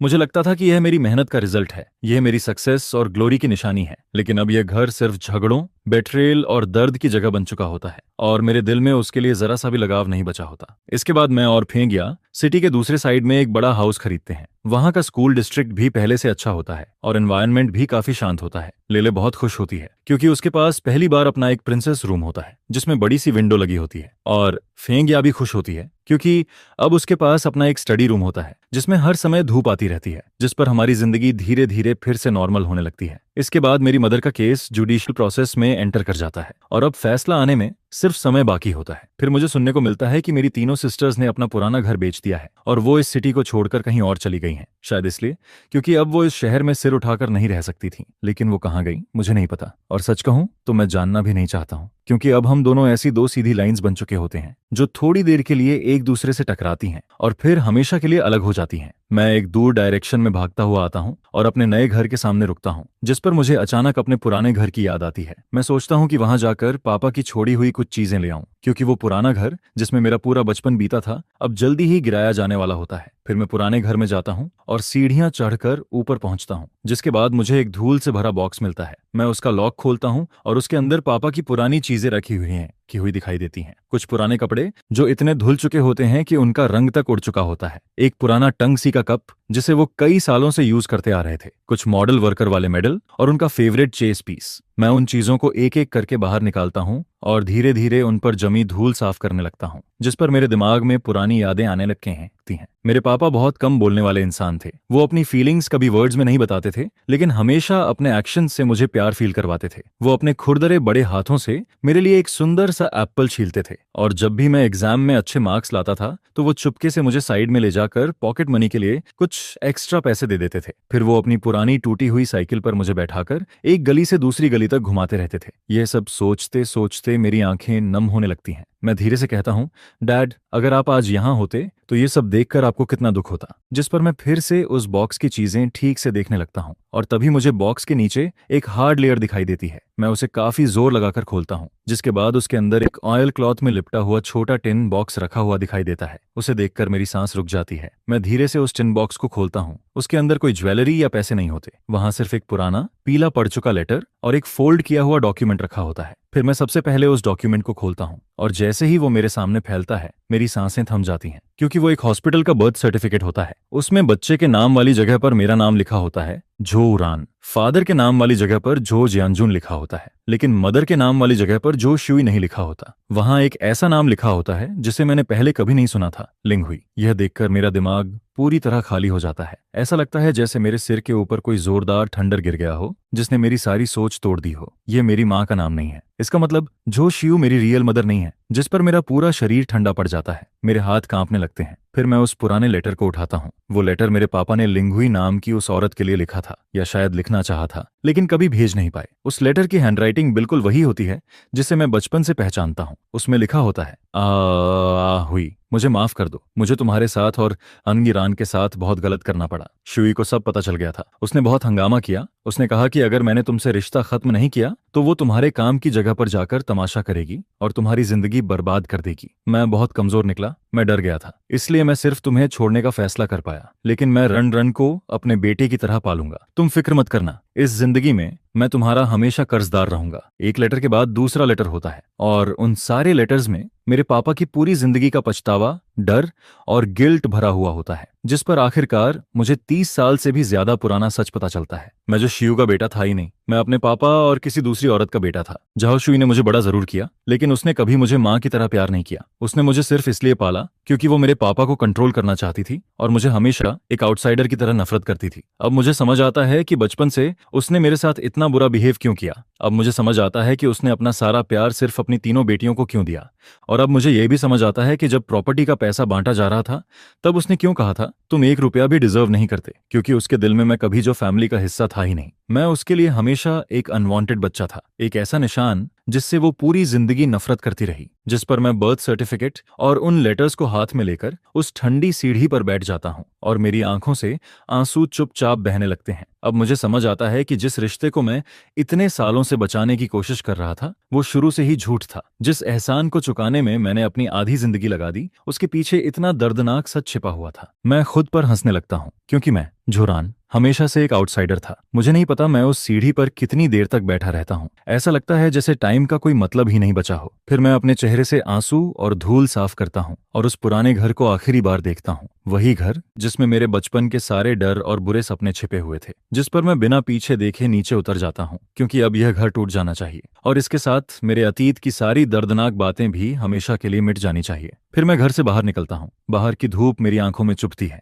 मैं कार स्टार्ट करता हूँ और उस गली से बाहर निकल जाता हूँ जहां मैंने अपनी जिंदगी के 18 साल बिताए थे। लेकिन मैं अपने नए घर नहीं जाता। मैं कार चलाकर सीधे रिवर के पास पहुंचता हूँ। फिर मैं विंडो नीचे करता हूँ और एक सिगरेट जलाता हूँ, जिस पर सिगरेट का धुआं हवा में धीरे धीरे उड़ने लगता है और उसी के साथ मेरे दिमाग की सारी उलझन भी धीरे धीरे साफ होने लगती है। मैं झो शिव का बेटा नहीं हूँ। यह सच मेरे लिए एक ऐसी की बन जाता है जो मेरे ऊपर पड़े सारे बंधन खोल देता है। अब मैं उसका कुछ भी कर्जदार नहीं हूँ। जिस नर्चरिंग ग्रेस की बात हमेशा की जाती थी, वो 30 साल की मेंटल टॉर्चर और खत्म ना होने वाली डिमांड्स के सामने कुछ भी नहीं थी। और वैसे भी इस फैमिली के लिए मैं पहले ही 8,50,000 युआन से भी ज्यादा खर्च कर चुका हूँ।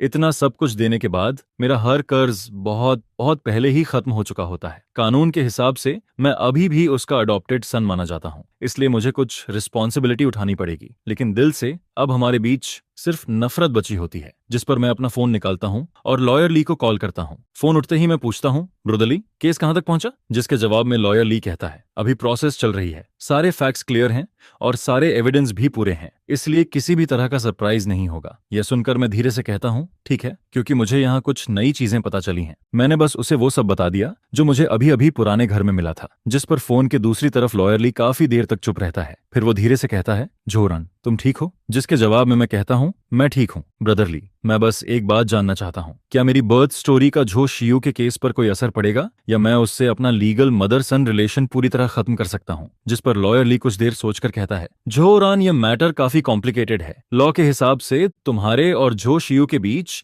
एक डी फैक्टो अडॉप्शन रिलेशन बन चुका है। फिर वो आगे कहता है, अगर तुम्हें अपनी रियल मदर का प्रूफ मिल भी गया है और तुम इस रिलेशन को एक तरफा खत्म करना चाहते हो, तब भी यह प्रोसेस बहुत मुश्किल होगा। खासकर अभी जब वो अपने जजमेंट का इंतजार कर रही है, तब कोर्ट को ऐसा लग सकता है कि तुम जानबूझकर अपनी रिस्पॉन्सिबिलिटी से बचना चाहते हो। जिस पर वो फिर कहता है, लेकिन जो प्रूफ तुमने दिया है उसे जज के सामने स्ट्रॉन्ग एविडेंस की तरह रखा जा सकता है। इससे यह साबित होगा कि झो शियू ने सालों तक तुम्हारे साथ प्रीडिजिस और मेंटल अब्यूज किया था। हालांकि इससे उसके ऊपर लगा पब्लिक सेफ्टी को खतरे में डालने वाला चार्ज नहीं बदलेगा, लेकिन जब जज पूरा केस देखेगा तब शायद उसे उसके एक्शंस के पीछे का रीजन समझ आए, भले ही वो रीजन कितना भी गलत और बिगड़ा हुआ क्यों ना हो। सीधी बात में इससे रिजल्ट नहीं बदलेगा, लेकिन पूरी स्टोरी ज्यादा क्लियर हो जाएगी। यह सुनकर मैं समझ जाता हूँ। फिर मैं फोन काट देता हूँ और उसी के साथ मेरे दिल में बची आखिरी उम्मीद भी टूट जाती है। मैं कानून के हिसाब से उसके नाम को अपनी जिंदगी से पूरी तरह नहीं मिटा सकता था, लेकिन अपने दिल और अपनी दुनिया से मैं उसे हमेशा के लिए बाहर निकाल सकता था। जिस पर मैं कार घुमाता हूँ और सीधे अपने ससुराल पहुंच जाता हूँ। जैसे ही फेंगिया और लेले मुझे देखती हैं, वो तुरंत मेरी तरफ आ जाती हैं। फेंगिया पूछती है, तुम वापस कैसे आ गए? तुम्हारा फोन नहीं लग रहा था। जिस पर लेले मेरी आंखों की तरफ देखकर पूछती है, डैड, आपकी आंखें लाल क्यों हैं? मैं हल्का सा मुस्कुराता हूँ और कहता हूँ, डैड ठीक है, बस थोड़ा टायर्ड है। लेकिन मैं अपने शरीर को हल्का सा कांपता हुआ फील कर रहा होता हूँ और मुझे पता होता है कि सिर्फ यही जगह है जहां मैं अपना सारा दिखावा उतार सकता हूँ। डिनर के दौरान मैं पूरी तरह खोया हुआ बैठा रहता हूँ। मेरे सास ससुर समझ जाते हैं कि मेरे साथ कुछ ठीक नहीं है, लेकिन वो मुझसे कुछ नहीं पूछते। जिस पर फेंगिया बार बार मेरी प्लेट में खाना रखती रहती है। उसकी आंखों में सिर्फ चिंता दिखाई दे रही होती है। फिर रात को जब लेले सो जाती है, तब मैं और फेंग या अपने कमरे में वापस आते हैं। मैं दरवाजा बंद करता हूँ और अपने बैग से वो छोटा टिन बॉक्स निकालता हूँ। फेंग या मुझे हैरानी से देखती है और पूछती है ये क्या है, लेकिन मैं कुछ नहीं बोलता। मैं बस बॉक्स खोलता हूँ और उसके अंदर रखा बर्थ सर्टिफिकेट और वो लेटर्स उसके हाथ में दे देता हूँ, जिस पर फेंग या बेड के पास वाली लाइट में उन्हें धीरे धीरे पढ़ने लगती है। पूरा कमरा बिल्कुल शांत हो जाता है, सिर्फ पेजेस पलटने की आवाज और हमारी भारी होती सांसें सुनाई दे रही होती हैं। मैं उसके चेहरे को देख रहा होता हूँ। पहले उसके चेहरे पर कंफ्यूजन होता है, फिर वो शॉक में बदल जाता है, उसके बाद डिसेबिलिफ दिखाई देने लगती है और आखिर में उसकी आंखों में सिर्फ दर्द रह जाता है। फिर वो सिर उठाती है, उसकी आंखें लाल हो चुकी होती हैं, जिस पर वो धीरे से कहती है जो भी पहले हुआ उसे भूल जाओ, आगे तुम्हारे साथ मैं हूं, तुम जरूर खुश रहोगे क्योंकि हम ही तुम्हारी रियल फैमिली हैं। उस रात हम बहुत देर तक बात करते हैं। मैं उसे वो सब बता देता हूँ जिसे मैं इतने सालों से जानबूझकर भूलने की कोशिश कर रहा था। वो सारी बातें, वो सारे डिटेल्स और वो सारे जख्म जिन्हें मैं जबरदस्ती अपने अंदर दबाए हुए था, जिस पर इतने सालों से छिपे हुए वो जख्म फिर से खुल जाते हैं। और हालांकि यह बहुत दर्द देता है, लेकिन पहली बार मुझे ऐसा लगता है कि उन पर धूप पड़ रही है। फेंग यह सबसे अच्छी लिसनर साबित होती है। वो मुझे बार बार समझाने या बड़ी बड़ी बातें करने की कोशिश नहीं करती। वो बस चुपचाप मेरी बातें सुनती रहती है और अपनी सॉफ्टनेस और समझ से धीरे धीरे मेरे दिल के जख्म भरने लगती है। फिर जब सुबह होने वाली होती है तब हम एक दूसरे को पकड़कर सो जाते हैं और उस रात मुझे बहुत दिनों बाद सुकून की नींद आती है। जब मेरी आंख खुलती है तब कमरे में धूप फैल चुकी होती है और मेरे दिल का अंधेरा भी जैसे थोड़ा थोड़ा कम होने लगता है, जिस पर हम फैसला करते हैं कि अभी के लिए हम मेरी रियल मदर लिंगहुई को ढूंढने की कोशिश नहीं करेंगे, क्योंकि उस वक्त जो कुछ हुआ था वो बहुत कॉम्प्लिकेटेड था।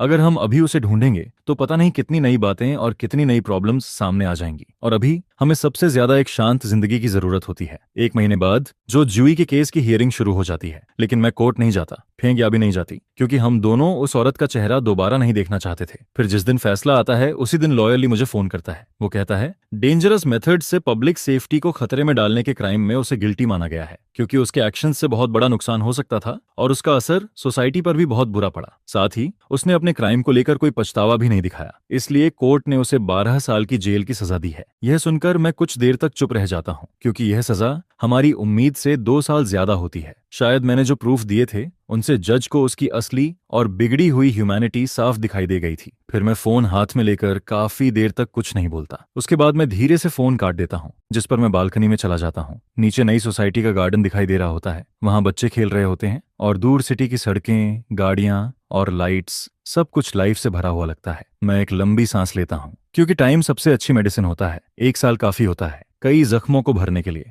कई पुरानी यादों को धुंधला करने के लिए। अब हमारा नया घर सच में घर जैसा लगने लगा था। वहां हर तरफ वार्मथ और कंफर्ट फील होता था। हर कोने में फेंग या की मुस्कान और लेले की हंसी गूंजती रहती थी। इसके साथ ही मेरा करियर भी पहले से बेहतर होता जा रहा था। पहले जो फैमिली ड्रामा हुआ था उसका मेरे काम पर कोई बुरा असर नहीं पड़ा, बल्कि कंपनी के सीनियर लोगों ने पहली बार मेरा रिस्पॉन्सिबल और स्ट्रांग साइड देखा था, जिस पर कुछ समय बाद मुझे कंपनी का एग्जीक्यूटिव वाइस प्रेसिडेंट बना दिया जाता है और मुझे एक बहुत बड़े नए प्रोजेक्ट की रिस्पॉन्सिबिलिटी भी मिल जाती है। अब मैं पहले से ज्यादा बिजी रहता हूँ, लेकिन मेरे दिल में पहले से ज्यादा शांति होती है, क्योंकि अब मैं किसी खाली और झूठे घर के लिए नहीं लड़ रहा था। अब मैं अपनी वाइफ, अपनी डॉटर और अपने छोटे से रियल फैमिली के लिए मेहनत कर रहा था। इसके बाद फेंग या अपनी पुरानी जॉब छोड़ देती है और फ्रीलांस ट्रांसलेटर बन जाती है। साथ ही वो फैमिली और पेरेंट चाइल्ड एजुकेशन पर आर्टिकल्स भी लिखने लगती है। अब हमारे पास लेले के साथ स्पेंड करने के लिए पहले से कहीं ज्यादा टाइम होता है। वीकेंड पर हम सब साथ में कंट्री साइड जाते हैं, वहां पिकनिक करते हैं।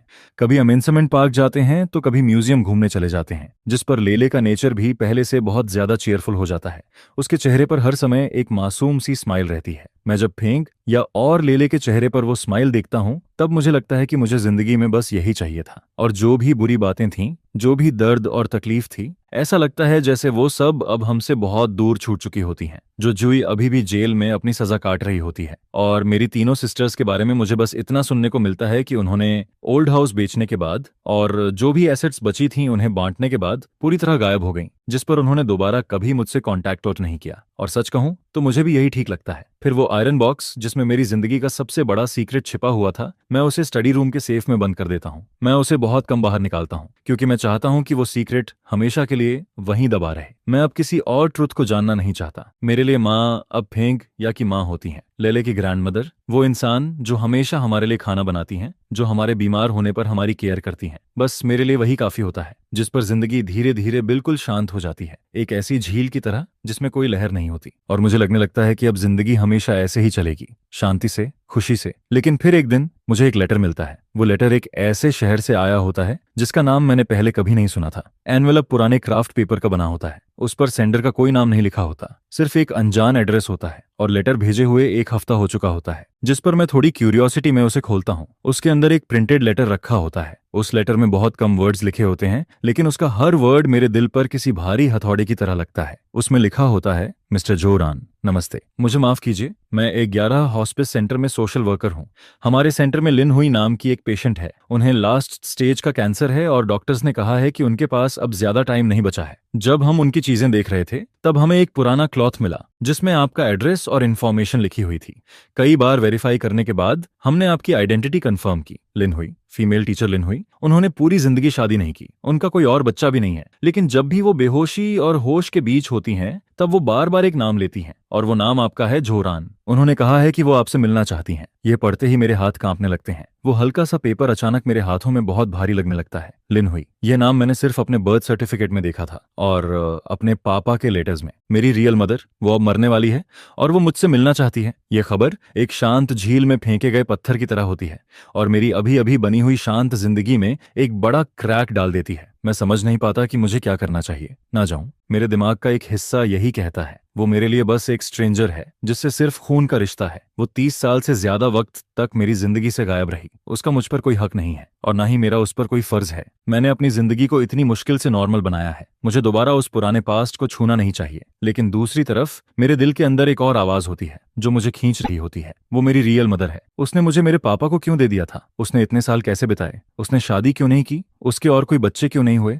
ऐसे हजार सवाल मेरे अंदर उठने लगते हैं, जैसे कोई तेज लहर बार बार मेरे दिल से टकरा रही हो। और मुझे पता होता है कि अगर मैं नहीं गया तो शायद मुझे इन सवालों के जवाब कभी नहीं मिलेंगे और शायद मैं पूरी जिंदगी इसी रिग्रेट के साथ जीता रहूंगा। जिस पर फेंग या स्टडी रूम में आती है, वो मेरे चेहरे को देखती है और बिना कुछ पूछे मैं वो लेटर उसके हाथ में दे देता हूँ। वो उसे धीरे धीरे पढ़ती है और उसे पढ़ने के बाद उसके चेहरे पर भी वही कंफ्यूजन और परेशानी दिखाई देने लगती है जो मेरे अंदर चल रही होती है। फिर वो मेरे पास आती है और मेरा ठंडा हाथ पकड़ लेती है। हम दोनों एक दूसरे की तरफ देखते हैं। हमारी आंखों में सिर्फ कंफ्यूजन होता है। फिर वो धीरे से पूछती है, क्या तुम जाना चाहते हो? जिस पर मैं पहले सिर हिलाकर ना कह देता हूँ, लेकिन अगले ही पल मैं फिर धीरे से सिर हिलाकर हाँ भी कह देता हूँ, क्योंकि मेरा दिल पूरी तरह उलझ चुका होता है। एक ऐसे इंसान से मिलने जाना जो मेरे लिए स्ट्रेंजर भी है और मेरी मदर भी। एक ऐसे सीक्रेट को खोलना जो 30 साल से ज्यादा वक्त से बंद पड़ा है। क्या मैं सच में इसके लिए तैयार हूँ? उस रात मुझे बिल्कुल नींद नहीं आती। फेंगिया मेरे बगल में सो रही होती है। उसकी सांसें बिल्कुल शांत होती हैं, लेकिन मैं आंखें खोले छत को देखता रहता हूँ और अंधेरे में मेरे दिमाग में सिर्फ सोच चलती रहती है। 2 नाम बार बार मेरे दिमाग में आते रहते हैं। एक जो शिव, वो औरत जिसे मैंने 30 साल तक माँ कहा, जिसने मुझे सिर्फ दर्द और तकलीफ दी और जो अब जेल में अपनी जिंदगी काट रही होती है। और दूसरी लिन हुई, वो औरत जिसने मुझे जन्म दिया लेकिन जो मेरी पूरी जिंदगी में कभी नहीं रही। और अब जब उसकी जिंदगी खत्म होने वाली है तब वो अचानक मेरे सामने वापस आ रही है, जिस पर मेरे दिल में 2 बिल्कुल अलग फीलिंग्स उठने लगती हैं। एक तरफ नफरत, गुस्सा और दर्द, और दूसरी तरफ रिग्रेट, क्यूरियोसिटी और बेचैनी। जाना है या नहीं जाना, यह सवाल मेरे दिल में किसी भारी तराजू की तरह लटकता रहता है। उस तराजू के एक तरफ मेरी नई जिंदगी होती है, मेरी वाइफ, मेरी डॉटर, मेरा करियर, वो सब कुछ जिसके लिए मैंने इतना कुछ सहा था। ये सब मेरी जिंदगी की सबसे कीमती चीज होती है। और दूसरी तरफ लिन हुई से मिलना मतलब उस पुराने जख्म को फिर से खोल देना, उस पास्ट में वापस जाना जिसे मैं हमेशा के लिए दफन कर देना चाहता था, क्योंकि हो सकता है कि वहां मुझे कुछ ऐसे आंसर्स मिलें जो मेरे अंदर एक नया दर्द पैदा कर दें, एक नई स्टॉर्म शुरू कर दें। मुझे डर लगता है कि मेरे दिल का वो जख्म जो अभी अभी भरना शुरू हुआ है फिर से टूट जाएगा। और मुझे डर लगता है कि मैंने इतनी मुश्किल से जो खुद को संभाला है वो सब एक पल में बिखर जाएगा। मुझे डर लग रहा है कि इस बार इसका असर फेंग या और लेले पर पड़ेगा, हमारे इस फ्रेजाइल नए होम पर पड़ेगा। और बैलेंस के दूसरे साइड पर वो वुमन होती है जिसका नाम लिंग हुई है, वो लाइफ जो अब धीरे धीरे खत्म होने वाली है। और वो सवाल जो पिछले 30 सालों से भी ज्यादा टाइम से मेरे दिल में अटका हुआ है, मेरी अपनी लाइफ को लेकर वो बहुत बड़ा कंफ्यूजन कि उसने मुझे मेरे फादर को क्यों दे दिया, उसने अपनी पूरी लाइफ बिना हस्बैंड, बिना चिल्ड्रन के क्यों गुजार दी, उसके और मेरे फादर के बीच आखिर ऐसा क्या हुआ था। ये सारे सवाल किसी तेज कांटे की तरह मेरे दिल में चुभे हुए थे, जिस पर अगर मैं नहीं जाता तो ये कांटा हमेशा के लिए मेरे दिल में रह जाता। फिर वो मुझे हर वक्त यही याद दिलाता रहता कि मैं एक ऐसा इंसान हूं जिसकी कोई जड़ नहीं है, जिसे ये तक नहीं पता कि वो कहाँ से आया है। और फिर हर आने वाली शांत रात में वो सवाल अचानक मेरे सामने आकर मुझे परेशान करता रहता। मैं पूरी लाइफ बस यही सोचता रहता, बस यही इमेजिन करता रहता। जिस पर फेंक या की बात सही लगती है कि जाना या ना जाना दोनों ही सही चॉइस हैं। एक तरफ प्रेजेंट को बचाना है और दूसरी तरफ पास्ट को खत्म करना है, लेकिन मुझे कौन सा रास्ता चुनना चाहिए यही समझ नहीं आता है। इसके बाद मैं चुपचाप उठता हूँ और लिविंग रूम में चला जाता हूँ। वहां जाकर मैं अपने लिए एक ग्लास ठंडा पानी डालता हूँ। वो ठंडा पानी मेरे गले से नीचे उतरता है, जिस पर मेरा दिमाग थोड़ा शांत होने लगता है। फिर मैं धीरे धीरे लेले के रूम के बाहर पहुंचता हूँ और डोर को हल्का सा पुश करता हूँ। कॉरिडोर की हल्की रोशनी के बीच मैं अपनी बेटी का सोता हुआ चेहरा देखता हूँ। उसके छोटे से फेस पर अब भी एक प्यारी सी स्माइल होती है, जिसे देखकर मुझे समझ नहीं आता कि वो कौन सा स्वीट सपना देख रही है। मैं बस उसे देखता रहता हूँ, जिस पर अचानक मेरे दिल में हिम्मत आने लगती है, एक ऐसा इमोशन जिसे मैं शब्दों में एक्सप्लेन भी नहीं कर सकता। फिर मैं सोचता हूँ कि फ्यूचर में जब वो बड़ी होगी तब वो मुझसे पूछेगी, डैड आपकी मदर कैसी थी, मेरी ग्रैंड मदर कैसी थी। जिस पर उस वक्त मैं उसे क्या जवाब दूंगा? क्या मैं उससे कहूंगा कि जो जूई नाम की उस वुमन ने अपनी नफरत और ग्रीड की वजह से आखिर में खुद को प्रिजन पहुंचा दिया था? या फिर मैं उसे बताऊंगा कि मेरी एक ग्रैंड मदर और भी थी जिससे मैं कभी मिला ही नहीं, और अगर मैं खुद अपने पास का सामना नहीं कर सकता तो फिर मुझे क्या हक है कि मैं अपनी बेटी को उसकी लाइफ का सामना करना सिखाऊं? यह सोचते ही मेरे दिल का बैलेंस धीरे धीरे बदलने लगता है, क्योंकि भाग जाना किसी भी प्रॉब्लम को सॉल्व नहीं करता, वो सिर्फ दिल के अंदर की खाली जगह को और बड़ा करता जाता है। शायद मुझे प्रोटेक्शन की नहीं, रिकंसिलिएशन की जरूरत है। मुझे अपनी लाइफ के पहले हिस्से को एक प्रॉपर एंडिंग देनी है, क्योंकि तभी मैं बिना किसी बोझ के सच में फ्यूचर की तरफ बढ़ पाऊंगा। जिस पर मैं वापस रूम में लौट कर आता हूँ, तब तक फेंग या पता नहीं कब जाग चुकी होती है। वो बेड के सहारे बैठी होती है और मुझे चुपचाप देख रही होती है। फिर वो मुझसे पूछती है, क्या तुमने सोच लिया है? जिसके जवाब में मैं धीरे से कहता हूँ, मैं उससे मिलना चाहता हूँ, उसके लिए नहीं, अपने लिए। मैं सच जानना चाहता हूँ, मैं खुद को एक जवाब देना चाहता हूँ, रिजल्ट ये चाहे अच्छा हो या बुरा। मैं उसे अपनी आंखों से देखना चाहता हूँ और अपने कानों से सुनना चाहता हूँ। यह सुनकर फेंग या हल्का सा मुस्कुराती है, जिस पर वो कहती है, मैं तुम्हारे साथ हूँ, यहाँ होम पर मैं हूँ, तुम बिना किसी डर के जा सकते हो। चाहे कुछ भी हो जाए, तुम्हें इसमें हमेशा याद रखना है कि यह हमेशा तुम्हारा घर रहेगा। लेले और मैं हमेशा तुम्हारा इंतजार करेंगे। यह सुनते ही मेरा दिल गर्माहट से भर जाता है। फिर मैं उसे अपनी बाहों में भर लेता हूँ और हम दोनों काफी देर तक ऐसे ही एक दूसरे के साथ बैठे रहते हैं। इसके बाद अगली सुबह जल्दी मैं उस अजनबी सिटी के लिए एक high speed rail ticket book करता हूँ। निकलने से पहले मैं लेले को गले लगाता हूँ और उससे कहता हूँ, डैड कुछ दिनों के लिए बिजनेस ट्रिप पर जा रहा है, तुम्हें घर पर मॉम की बात माननी है। जिस पर लेले तुरंत कहती है, डैड आप टेंशन मत लो। फिर मैं अपना छोटा सा सूटकेस उठाता हूँ और एलिवेटर की तरफ बढ़ जाता हूँ। जैसे ही मैं अंदर जाता हूँ, एलिवेटर का डोर धीरे धीरे बंद होने लगता है और उसके साथ फेंक या कि वो चिंता से भरी नजर भी मुझसे दूर हो जाती है। लेकिन मैं जानता हूँ कि अब मैं अपनी लाइफ की शुरुआत तक जाने वाले सफर पर निकल चुका हूँ। ये सफर अपनी रूट्स को ढूंढने का है। आगे का रास्ता आसान होगा या बहुत मुश्किल मुझे नहीं पता, लेकिन इतना जरूर पता है कि मुझे जाना ही होगा। यही मेरी फेट है। हाई स्पीड ट्रेन तेजी से ट्रैक्स पर भाग रही होती है। विंडो के बाहर के व्यूज तेजी से पीछे छूट रहे होते हैं। सिटी, खेत, पहाड़, नदियां, सब कुछ धुंधला होने लगता है, बिल्कुल मेरी उस पुरानी लाइफ की तरह जो अब तक धुंध में छुपी हुई थी। मैं सीट पर सिर पीछे टिकाकर आंखें बंद कर लेता हूँ, लेकिन मेरा दिमाग अब भी लगातार चलता रहता है। फिर मैं अपने बैकपैक में से वो छोटा सा टिन बॉक्स निकालता हूँ। मैं उसे खोलता नहीं हूँ, बस अपनी उंगलियों से धीरे धीरे उसे छूता रहता हूँ। उसका ठंडा सरफेस अपने अंदर मेरी रूट्स को छुपाए बैठा होता है, और साथ ही दो लोगों की पूरी लाइफ के लव और हेट से भरे रिश्ते को भी, जिस पर मुझे अपने फादर जो जियानजून की याद आने लगती है। वो कम बोलने वाले इंसान थे, लेकिन अपने हर इमोशन को अपने एक्शंस में छुपा कर रखते थे। मैं हमेशा सोचता था कि वो मुझसे इसलिए प्यार करते हैं क्योंकि मैं उनका इकलौता बेटा हूँ, जो फैमिली की आखिरी उम्मीद हूँ। लेकिन अब मुझे समझ आता है कि उनके उस प्यार के पीछे एक गहरा गिल्ट भी छुपा हुआ था। उन्होंने शायद लिंगुई से बहुत प्यार किया होगा, वरना वो फैमिली टूटने का रिस्क लेकर मुझे इस दुनिया में नहीं लाते। लेकिन शायद वो बहुत कमजोर भी थे, जिस पर जब जो शियू ने उन्हें थ्रेटन किया तब उन्होंने कॉम्प्रोमाइज करना चुना और सब कुछ सहते हुए जीना चुना। वो एक बहुत कॉन्ट्राडिक्टरी और दुखी इंसान थे, एक ऐसे इंसान जो पूरी लाइफ अपने गिल्ट और अपने फैसलों के बीच फंसा रहा, और शायद मरने तक भी उसे सुकून नहीं मिला। फिर मेरे दिमाग में लिंगुई का ख्याल आता है, मेरी रियल मदर। आखिर वो कैसी वुमन होगी? उसने अपने लेटर में लिखा था कि उसने पूरी लाइफ शादी नहीं की, उसके कोई और बच्चे नहीं हैं। इन छोटे से शब्दों के पीछे कितना दर्द, कितनी लोनलीनेस और कितनी तकलीफ छुपी हुई होगी, यह सोचकर ही मेरा दिल भारी होने लगता है। उसने दोबारा शादी क्यों नहीं की? क्या वो अब भी मेरे फादर से प्यार करती थी, या फिर उसके दिल में हमेशा मेरे लिए एक जगह बची हुई थी? और इन इतने सालों में वो अकेले कैसे जीती रही? क्या उसने कभी मेरे पास आने की कोशिश की थी, या फिर उसके और मेरे फादर के बीच ऐसा कुछ हुआ था जिसने उसे हमेशा के लिए मुझसे दूर रहने पर मजबूर कर दिया था? मेरे दिमाग में एक के बाद एक सवाल घूमने लगते हैं, ऐसे कौन से एग्रीमेंट्स थे जिनके बारे में मुझे कुछ भी नहीं पता? इतने सारे सवाल आपस में उलझकर पूरी तरह मेज बन चुके होते हैं, जिस पर मैं अपने दिमाग में उसकी शक्ल तक इमेजिन करने लगता हूँ। क्या वो मेरी तरह दिखती होगी या फिर मैं उसकी तरह दिखता हूँ? क्या हमारी आईब्रोज, आंखें, न्यास,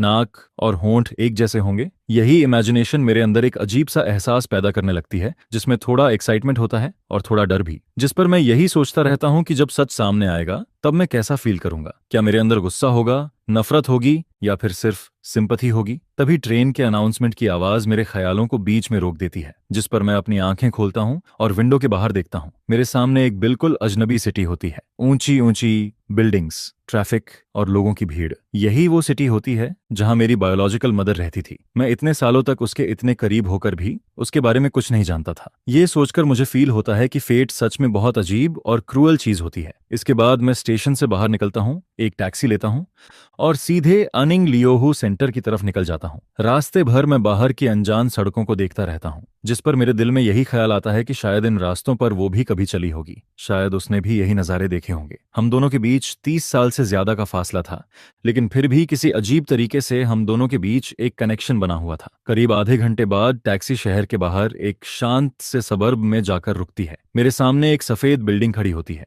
उसके चारों तरफ हरे पेड़ लगे होते हैं और गेट पर एक बोर्ड लगा होता है जिस पर अनिंग लियोहू सेंटर लिखा होता है। उस बोर्ड पर लिखा हुआ ट्रैंक्विलिटी का मतलब इस वक्त मुझे बहुत अजीब लगता है, क्योंकि मेरे दिल के अंदर तो बिल्कुल भी शांति नहीं होती। मैं टैक्सी का पैसा देता हूँ और नीचे उतरकर उस बिल्डिंग के बाहर खड़ा हो जाता हूँ, लेकिन मैं काफी देर तक अंदर नहीं जाता, क्योंकि यही मेरे सफर का आखिरी पड़ाव होता है। उस दरवाजे के दूसरी तरफ मेरी रियल मदर होती है और उसी के साथ मेरी आधी जिंदगी का सच भी छुपा हुआ होता है। मुझे बस उस ग्लास डोर को धक्का देना होता है और सब कुछ सामने आ जाता, लेकिन मेरे पैर जैसे वहीं जम जाते हैं। ऐसा लगता है जैसे मेरे पूरे शरीर पर बहुत भारी बोझ रख दिया गया हो, जिसे मैं हटा नहीं पा रहा हूँ। मैं डर रहा होता हूँ, जिस पर मुझे एहसास होता है कि कुछ सच्चाइयां जितनी करीब आती हैं, इंसान उतना ही ज्यादा डरने लगता है। मैं करीब 10 मिनट तक वहीं खड़ा रहता हूँ। गेट पर खड़ा सिक्योरिटी गार्ड भी मुझे अजीब नजरों से देख रहा होता है। फिर मैं एक लंबी सांस लेता हूँ और खुद को संभालता हूँ। अब पीछे हटने का कोई रीजन नहीं बचा होता, जिस पर मैं अपना थोड़ा बिखरा हुआ कॉलर ठीक करता हूँ और उस भारी डोर को पुश करके अंदर चला जाता हूँ। अंदर का हॉल बिल्कुल शांत होता है। हवा में हल्की सी मेडिसिन और डिसइंफेक्टेंट की स्मेल फैली होती है। फ्रंट डेस्क पर नर्स की यूनिफॉर्म पहने एक यंग लड़की बैठी होती है। मुझे देखते ही वो प्रोफेशनल तरीके से स्माइल करती है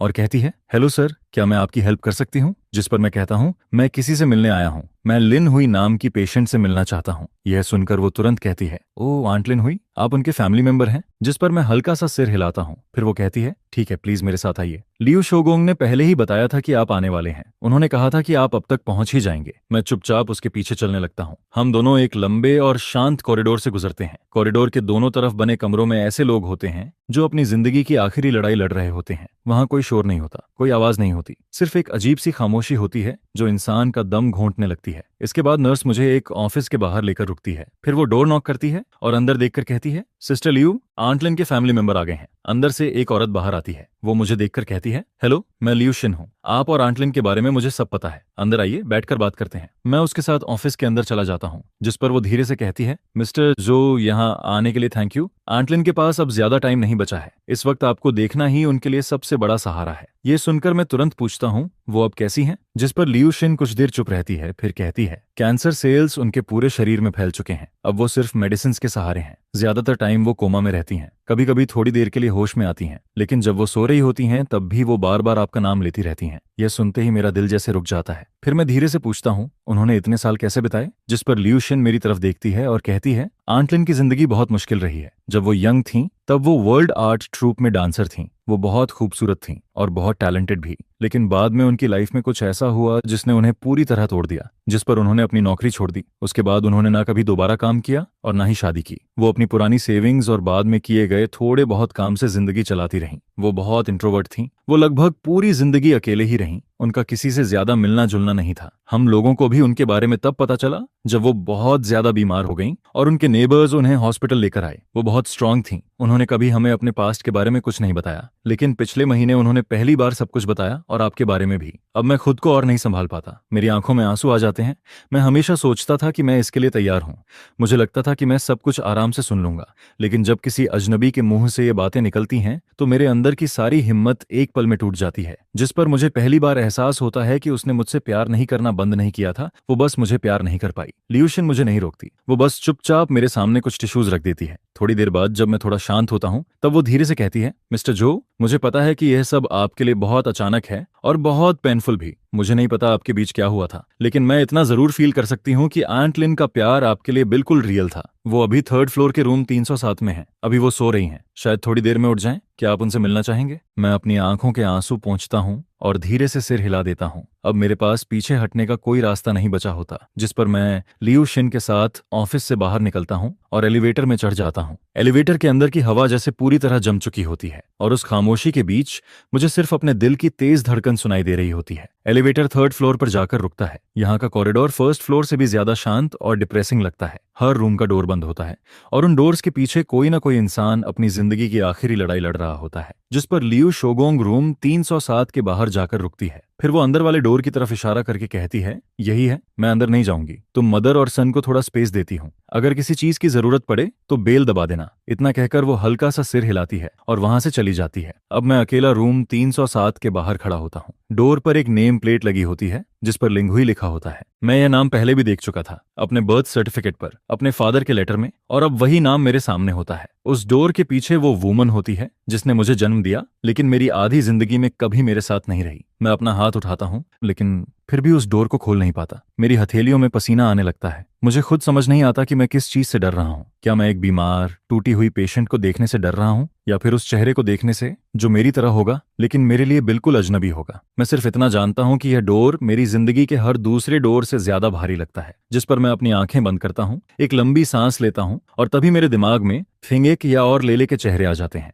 उनकी मुस्कान मुझे थोड़ी हिम्मत देती है। फिर मैं आंखें खोलता हूँ। अब मेरी नजर पहले से ज्यादा स्ट्रांग होती है। मैं धीरे से हाथ बढ़ाता हूँ और रूम का डोर खोल देता हूँ। रूम के अंदर काफी अंधेरा होता है, कर्टन्स बंद होते हैं, हवा में मेडिसिन की तेज स्मेल फैली होती है। रूम के बीच में एक हॉस्पिटल बेड होता है। उस बेड पर एक बहुत पतली और कमजोर वूमन लेटी होती है। उसके शरीर में कई ट्यूब्स लगी होती हैं जो बगल में रखी मशीन से जुड़ी होती हैं। मशीन से लगातार बीप की आवाज आ रही होती है। उसके बाल लगभग झड़ चुके होते हैं, चेहरा झुर्रियों से भरा होता है, स्किन पीली और बेजान लग रही होती है। उसके चेहरे पर बिल्कुल भी खून नहीं होता। यह मेरी माँ होती है। यही वो वूमन होती है जो कभी एक टैलेंटेड डांसर थी, लेकिन अब उसे देखकर मुझे अपनी आंखों पर यकीन नहीं होता। टाइम और बीमारी ने उसे पूरी तरह तोड़ दिया था। मैं धीरे धीरे उसके बेड के पास जाता हूँ और उसके चेहरे को ध्यान से देखता हूँ। वो चेहरा मेरे लिए पूरी तरह अजनबी होता है, लेकिन पता नहीं क्यों उस अजनबी चेहरे में मुझे कुछ अपना सा फील होता है। उसकी ऊंची नाक, उसके होंठों का शेप, सब कुछ देखकर मुझे लगता है जैसे मैं खुद को देख रहा हूँ। मैं समझ नहीं पाता कि यह कैसा एहसास है, लेकिन इतना जरूर फील होता है कि हमारे बीच कोई ऐसा कनेक्शन है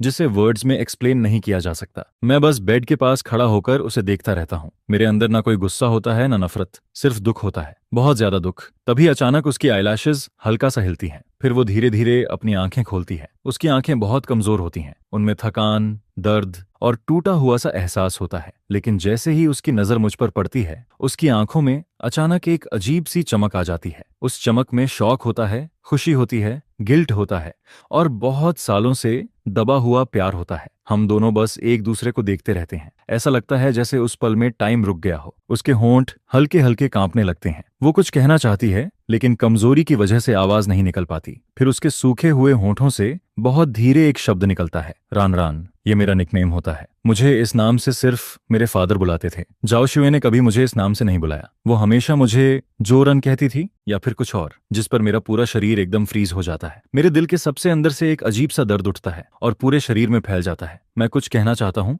लेकिन मेरे गले से आवाज ही नहीं निकलती। मैं समझ नहीं पाता कि उसे क्या कहूँ। मिसेस लिन, आंट, या फिर वो वर्ड जिसे मैंने कभी नहीं कहा, लेकिन जो मेरी जिंदगी में सबसे ज्यादा इंपॉर्टेंट था। मैं उसे मान नहीं कह पाता। जिस पर उसकी आंखों से आंसू और तेजी से निकलने लगते हैं। उसके आंसू उसकी झुर्रियों वाली आंखों से बहते हुए तकिए पर गिरने लगते हैं। वो बहुत मुश्किल से अपना हाथ उठाने की कोशिश करती है, जिस पर मैं बिना सोचे अपना हाथ आगे बढ़ा देता हूँ और उसका हाथ पकड़ लेता हूँ। उसका हाथ बहुत पतला, सूखा और बिल्कुल ठंडा होता है, लेकिन मेरी हथेली में वो हल्का हल्का कांप रहा होता है। वो मेरे हाथ को पकड़कर धीरे से कहती है, तुम बिल्कुल अपने फादर जैसे हो। यह सुनते ही मेरे दिल में फिर से दर्द उठता है। फिर आखिरकार मुझे अपनी आवाज मिलती है। मेरी आवाज कांप रही होती है और बहुत कमजोर लग रही होती है। मैं उससे पूछता हूँ, क्यों? आपने ऐसा क्यों किया? आपने मुझे जन्म क्यों दिया? अगर आपको मुझे अपने पास नहीं रखना था, आपने मुझे उस औरत के पास क्यों भेज दिया? आपने मुझे 30 साल तक ये फील क्यों करवाया कि मैं किसी की गलती हूँ? ये सारे सवाल इतने सालों से मेरे अंदर दबे हुए होते हैं और अब मैं उनके जवाब चाहता हूँ। मैं ऐसा जवाब चाहता हूँ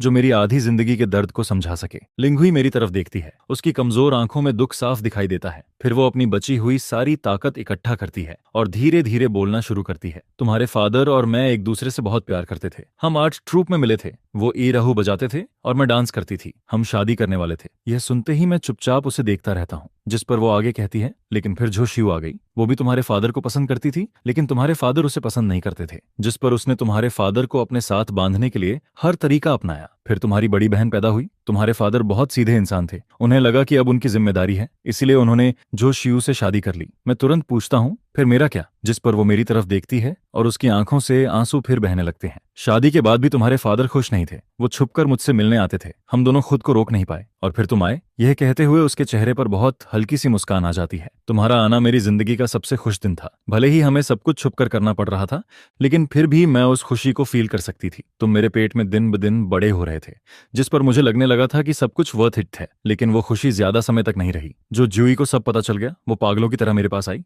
उसके हाथ में एक सिजर्स थी। उसने मुझसे कहा कि अगर मैंने तुम्हारे फादर को नहीं छोड़ा तो वो मेरा चेहरा काट देगी। और सिर्फ इतना ही नहीं, वो आर्ट ट्रूप में जाकर सबके सामने हंगामा करने वाली थी। उस टाइम में ऐसी बात अगर बाहर आ जाती तो हमारी पूरी जिंदगी बर्बाद हो जाती। लोग हमें जीने नहीं देते। मैं डर गई थी। तुम्हारे फादर भी डर गए थे। हम दोनों बहुत डर गए थे। लेकिन उस वक्त मैं तुम्हें जन्म देने वाली थी। मैं कहीं जा भी नहीं सकती थी। जिस पर आखिर में तुम्हारे फादर ने एक तरीका निकाला। उन्होंने कहा कि मैं बच्चे को जन्म दूं और फिर वो तुम्हें अपने घर ले जाकर पालेंगे। सबको यही बताया जाएगा कि तुम्हें जो शियो ने जन्म दिया है और मुझे हमेशा के लिए गायब हो जाना होगा। मुझे फिर कभी ना तुम्हारे फादर से मिलना होगा और ना ही तुमसे। यही उनका एग्रीमेंट था। एक ऐसा एग्रीमेंट जिसमें डर भी था और थोड़ा सा प्यार भी, लेकिन सबसे ज्यादा मजबूरी थी। जिस पर झो शियो इस बात के लिए मान गई, लेकिन उसने एक कंडीशन रखी। उसने कहा कि वो तुम्हें अपने पास रखेगी, तुम्हें बड़ा करेगी, लेकिन वो तुम्हें कभी खुश नहीं रहने देगी। वो चाहती थी कि तुम पूरी जिंदगी उसके शैडो में रहो। वो तुम्हें इस्तेमाल करके तुम्हारे फादर को तकलीफ देना चाहती थी और साथ ही मुझे भी। यह सुनते ही मुझे आखिर पूरा सच समझ आ जाता है। मुझे कभी छोड़ा नहीं गया था। मैं बस एक जाल में फंस गया था। मेरा होना सिर्फ एक बार्गेनिंग चिप बन गया था। मैं अपनी मदर के लिए एक ऐसा सौदा बन गया जिससे वो मेरे फादर को बचा सके, और मैं अपने डरपोक फादर के लिए एक ऐसा बहाना बन गया जिससे वो खुद को उस तूफान से दूर रख सके। और जो शियो के लिए मैं सिर्फ एक ऐसा जरिया था जिससे वो अपनी नफरत और अपने टेढ़े गुस्से को निकाल सके। मेरी आधी जिंदगी का सारा दर्द, सारी बेइज्जती और हर वो नाइंसाफी जो मैंने झेली, वो सब मेरे जन्म के साथ ही तय हो चुकी थी। जिस पर मैं उसका हाथ और ज्यादा कसकर पकड़ लेता हूँ। मेरी उंगलियां इतनी जोर से दब रही होती हैं कि वो सफेद पड़ जाती हैं। मुझे खुद नहीं समझ आता कि मेरे अंदर क्या चल रहा है। मैं जो शुई से नफरत करता हूँ, मैं अपने फादर की कमजोरी पर गुस्सा होता हूँ, लेकिन फिर मैं अपने सामने बैठी इस वुमन को देखता हूँ जो अपनी जिंदगी के आखिरी पल में है। वो वुमन जिसने मुझे बचाने के लिए अपनी पूरी जिंदगी की खुशी छोड़ दी। जिस पर मैं खुद से पूछता हूँ, क्या मैं अब भी उससे नफरत कर सकता हूँ? फिर वो धीरे धीरे कहती है, जिस दिन मैंने तुम्हें उसे दिया था उस दिन बहुत तेज बर्फ गिर रही थी। मैंने तुम्हें बस एक बार अपनी बाहों में पकड़ा था। तुम बहुत छोटे थे, बहुत सॉफ्ट थे। मैं तुम्हें छोड़ना नहीं चाहती थी। मेरी जिंदगी का सबसे बड़ा रिग्रेट यही है कि उस दिन मैं तुम्हें अपने साथ नहीं ले गई। चाहे हमें कितनी भी मुश्किलों में जीना पड़ता, चाहे हमें कहीं भी रहना पड़ता, लेकिन वो उससे बेहतर होता जितना तुम्हें उसके पास छोड़ना था। उसकी आवाज धीरे धीरे और कमजोर होने लगती है। बगल में लगी मशीन अचानक तेज आवाज करने लगती है। मैं समझ जाता हूँ कि अब वो जा रही है। जिस पर वो अपनी बची हुई आखिरी ताकत से मेरी तरफ देखती है।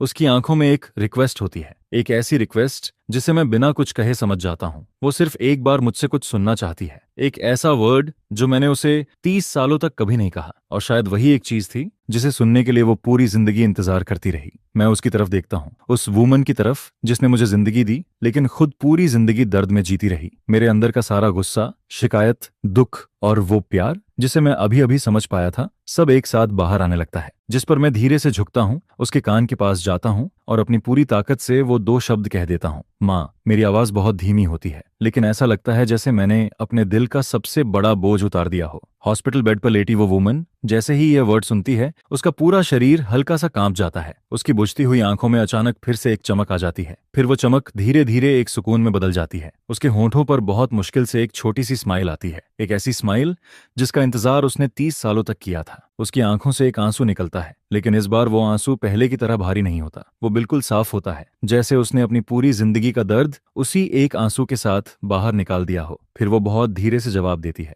उसकी आवाज इतनी कमजोर होती है कि मुश्किल से सुनाई देती है, लेकिन फिर भी वो शब्द हमेशा के लिए मेरे अंदर रह जाते हैं, मेरा बेटा। इसके बाद रूम में अलार्म की आवाज और तेज हो जाती है। नर्स और डॉक्टर भागते हुए अंदर आते हैं। वो लोग उसे बचाने की कोशिश करने लगते हैं, लेकिन मुझे पता होता है कि अब कुछ नहीं हो सकता। उसकी आखिरी ख्वाहिश पूरी हो चुकी थी। उसके पास जो आखिरी ताकत बची थी वो भी खत्म हो चुकी थी। मैं वहां से हटता नहीं हूं, मैं बस उसका हाथ पकड़े रहता हूं। फिर मैं अपना फोन निकालता हूं और गैलरी खोलता हूं। मैं उसके सामने फेंक या और लेले की फोटो लेकर आता हूं। फोटो में दोनों धूप में हंस रही होती हैं, जिस पर मैं उससे कहता हूं, माँ देखो, ये मेरी वाइफ फेंगिया है और ये मेरी बेटी लेले है। वो 5 साल की है, वो आपकी ग्रैंड डॉटर है। मुझे नहीं पता कि वो अब भी मुझे सुन पा रही थी या नहीं, लेकिन फिर भी मैं उसे सब कुछ बताना चाहता था। मैं चाहता था कि वो ये जान जाए कि उसका बेटा दर्द से हार नहीं गया। उसका बेटा बड़ा हुआ, उसने अपनी फैमिली बनाई और उसे अपनी खुशी मिल गई। उसका सैक्रिफाइस बेकार नहीं गया। जिस पर उसकी नजर फोन की स्क्रीन पर टिक जाती है, खासकर लेले की हंसती हुई तस्वीर पर। उसके होंठों पर आई स्माइल थोड़ी और बड़ी हो जाती है। फिर उसके होंठ बहुत हल्के से हिलते हैं। मैं उसके और करीब जाता हूँ और बहुत मुश्किल से उसके शब्द सुन पाता हूँ, बहुत अच्छा। फिर मैं उसका हाथ पकड़कर कहता हूँ, माँ आप चिंता मत करो, मैं ठीक रहूंगा। मैं फेंक गया और लेले का अच्छे से ख्याल रखूंगा। और मैं लेले को जरूर बताऊंगा कि उसकी एक ग्रैंड मदर थी जो उससे बहुत प्यार करती थी। वो बस बहुत बहुत दूर चली गई और आसमान में एक स्टार बन गई, ताकि वो हमेशा मुझे देखती रहे। जिस पर मेरे आंसू उसकी हथेली के पीछे गिरते रहते हैं और मैं उस हाथ को फील करता हूँ जिससे वो मुझे पकड़कर रखती है। लेकिन फिर धीरे धीरे उसकी आखिरी ताकत भी खत्म होने लगती है। उसके बगल में लगी वो नई इलेक्ट्रोग्राम मशीन जो उसकी लाइफ को दिखा रही होती है, धीरे धीरे एक सीधी लाइन में बदलने लगती है, जिस पर मशीन एक लंबी आवाज निकालती है और उसके हाथ की हलचल भी वहीं रुक गई। जिस पर मैं बेबस होकर अपना सिर हिलाता हूँ और कहता हूँ, आई एम सॉरी, हमने पूरी कोशिश की थी। यह सुनकर पूरा रूम शांत हो जाता है। वहां सिर्फ उन ठंडी मशीन्स की लंबी आवाज गूंजती रहती है और उसी पल मुझे समझ आ गया था कि वो जा चुकी है। फिर मैं अपनी उस माँ को, जिसने हमेशा मेरे साथ खाना खाया, मेरे साथ जिया और हमेशा मेरे फ्यूचर के लिए सपने देखे, शांति से जाते हुए देखता हूँ। मैं नहीं रोता हूँ, मैं बस चुपचाप उसका ठंडा होता हुआ हाथ पकड़कर बैठा रहता हूँ। मेरे दिल में ना कोई नफरत बची होती है और ना ही कोई उम्मीद। वहां सिर्फ एक अजीब सी शांति होती है और उसके साथ एक ऐसा दुख जो मेरी हड्डियों तक उतरता चला जाता है। इसके बाद मैं उसके फ्यूनरल का इंतजाम करता हूँ, जिस पर सारी प्रोसेस बहुत सिंपल रहती है, क्योंकि इस दुनिया में उसके पास अब कोई रिलेटिव नहीं बचा था मेरे अलावा। फिर उसकी छोड़ी हुई चीजों में मुझे एक छोटा सा लकड़ी का बॉक्स मिलता है। उस बॉक्स में कोई कीमती चीज नहीं होती है, वहां सिर्फ हाथों से सिले हुए छोटे से टाइगर हेड शूज रखे होते हैं। वो शूज पुराने जरूर थे, लेकिन अभी भी बहुत संभाल कर रखे गए थे। उनके सोल पर लाल धागे से 2 छोटे वर्ड्स खड़े हुए होते हैं, जिस पर बॉक्स के सबसे नीचे मुझे एक पुरानी पीली पड़ चुकी ब्लैक एंड व्हाइट फोटो मिलती है। उस फोटो में एक जवान लड़की डांस कॉस्ट्यूम पहने खड़ी होती है और उसकी आंखें और चेहरा बिल्कुल मेरी तरह लगते हैं। उस फोटो के पीछे छोटे छोटे वर्ड्स लिखे होते हैं, may there be no children, peace and joy in a lifetime. और जिस दिन उस पर साइन किया गया था वही दिन था जिस दिन मैं पैदा हुआ था। यह देखकर मैं उन टाइगर शूज को कसकर पकड़ लेता हूं और फोटो को देखता रहता हूं, जिस पर मेरी आंखों से आंसू एक बार फिर गिरने लगते हैं। तब मुझे समझ आता है कि पिछले 30 सालों से भी ज्यादा समय तक मेरी जानकारी के बिना वो मुझे इसी तरह प्यार करती रही थी और उसने मुझे कभी अपनी जिंदगी से दूर नहीं किया था। इसके बाद मैं उसके लिए एक शांत पहाड़ी पर, जहां से सूरज निकलता हुआ साफ दिखाई देता है, एक जगह चुनता हूं और उसके फ्यूनरल वाले दिन वहां सिर्फ मैं अकेला खड़ा होता हूं। फिर मैं उस छोटे टिन बॉक्स को, जिसमें उसकी जिंदगी का सीक्रेट, मेरे पिता का लेटर और वो टाइगर शूज रखे होते हैं, उसकी राख के साथ रख देता हूं और धीरे से कहता हूं, मम मॉम डैड, मुझे नहीं पता कि तुम दोनों किसी दूसरी दुनिया में मिलोगे या नहीं। जिस पर मैं आगे कहता हूं, लेकिन अगर तुम मिले तो मैं बस यही चाहता हूं कि तुम अपना सारा गिल्ट और डर छोड़ दो और एक नई शुरुआत करो। जहां तक जो शियू की बात है और उन तीनों सिस्टर्स की बात है, अब वो मेरे लिए इंपॉर्टेंट नहीं रह गए थे, क्योंकि जिस पल मेरी रियल माँ की आंखें उस राख के बर्तन पर बंद हुई थीं, उसी पल मेरी जिंदगी के पहले हिस्से की सारी शिकायतें और दर्द खत्म हो गए थे। फिर मैं उस लकड़ी की कब्र के सामने बहुत देर तक खड़ा रहता हूँ, यहाँ तक कि डूबता हुआ सूरज मेरी परछाई को बहुत लंबा कर देता है और मैं उसी जगह चुपचाप खड़ा रहता हूँ। इसके बाद मैं मुड़ता हूँ और पहाड़ से नीचे उतरने लगता हूँ, लेकिन मैं एक बार भी पीछे मुड़कर नहीं देखता, क्योंकि मैं जानता हूँ कि मेरा फ्यूचर उस पुराने पास्ट में नहीं है। वो नीचे, पहाड़ के नीचे है, उस जगह पर जहां स्क्वायर क्लिफ है, जहां खुशी है, और वही मेरी रियल होम है। और आखिरकार मैं घर वापस आ जाता हूँ। जैसे ही मैं डोर खोलता हूँ, खाने की खुशबू पूरे घर में फैल जाती है, जिस पर लेले लिविंग रूम से एक छोटी चिड़िया की तरह भागती हुई आती है और सीधे मेरी बाहों में कूद जाती है। आह फेन, तुम वापस आ गए, लेले को तुम्हारी बहुत याद आती है। जिस पर मैं उसे कसकर गले लगाता हूँ और कहता हूँ, डैड को भी तुम्हारी बहुत याद आती है। फिर मैं उसके छोटे से नरम शरीर को अपनी बाहों में पकड़ता हूँ, उसके बालों से आती हल्की मिल्क जैसी खुशबू को फील करता हूँ, और मेरा वो दिल जो इतने दिनों से टूटा हुआ था आखिरकार इस पल चैन से भर जाता है। इसके बाद फांगिया किचन से बाहर आती है, लेकिन वो मुझसे कुछ नहीं पूछती। वो बस मुझे देखती है और हल्का सा मुस्कुराती है, जिस पर वो कहती है, बस तुम वापस आ गए, यही काफी है, जाओ हाथ धो लो, खाना तैयार है। फिर मैं उस डिनर को बहुत सुकून के साथ खाता हूँ, जैसे मैं इन दिनों की सारी कमी, सारी खुशी और सारी यादों को उसी खाने के साथ पूरा कर रहा हूँ। और फिर रात में जब लेले सो जाती है, तब मैं और फांगनिया बालकनी में बैठते हैं। बाहर हजारों घरों की लाइट्स चमक रही होती हैं, जिस पर मैं उसे इस बार वापस जाकर जो कुछ भी हुआ वो सब बताने लगता हूँ। मैं उसे सब कुछ बताता हूँ, शुरुआत से लेकर टाइगर शूज मिलने तक और आखिरी गुड बाय तक। मैं बहुत शांति से बोलता हूँ, मेरी आवाज में ज्यादा इमोशन नहीं होता, जैसे मैं अपनी नहीं किसी और की स्टोरी सुना रहा हूँ। फांगनिया चुपचाप मेरी बातें सुनती रहती है, और जब मैं सब कुछ बता देता हूँ तब वो अपना हाथ बढ़ाकर मेरा हाथ पकड़ लेती है, जिस पर वो धीरे से कहती है, सब खत्म हो गया, अब सब ठीक है। यह सुनकर हम दोनों हल्का सा मुस्कुराते हैं, और उसी पल मुझे लगता है कि अब सच में कुछ भी इतना बड़ा या इतना दर्दनाक नहीं रह गया है। उस दिन के बाद मैं कभी भी उन पुरानी बातों को खुद से नहीं छेड़ता। जो शिव का केस आगे क्या हुआ मैंने कभी नहीं पूछा। उन तीनों सिस्टर्स का क्या हुआ, वो कहाँ गईं, कैसी हैं, मुझे अब फर्क नहीं पड़ता था। जिस पर झो फैमिली की वो सारी दर्द भरी यादें जिन्हें मैं कभी भूल नहीं पाया था, मैं अपनी यादों के सबसे गहरे हिस्से में हमेशा के लिए बंद कर देता हूँ। फिर मैं स्टडी रूम की शेल्फ पर लिंगुई की एक कलर फोटो और हमारी फैमिली की फोटो साथ में रख देता हूँ। मैं लेले को उन सब के बारे में ज्यादा कॉम्प्लिकेटेड बातें नहीं बताता। मैं बस उसे फोटो दिखाकर कहता हूँ, लेले देखो, ये तुम्हारी ग्रैंडमा है, वो बहुत ब्यूटीफुल डांसर थीं और अब वो आसमान के स्टार्स के साथ रहती हैं और हर रात तुम्हें देखती रहती हैं। यह सुनकर लेले उस फोटो को देखकर मीठी सी आवाज में कहती है, हेलो ग्रैंडमा। जिस पर मैं अपनी बेटी का मासूम चेहरा देखकर मुस्कुराने लगता हूँ, क्योंकि कभी कभी खून का रिश्ता और फैमिली का प्यार इतना सिंपल होता है कि उसका किसी शिकायत, किसी पुराने दर्द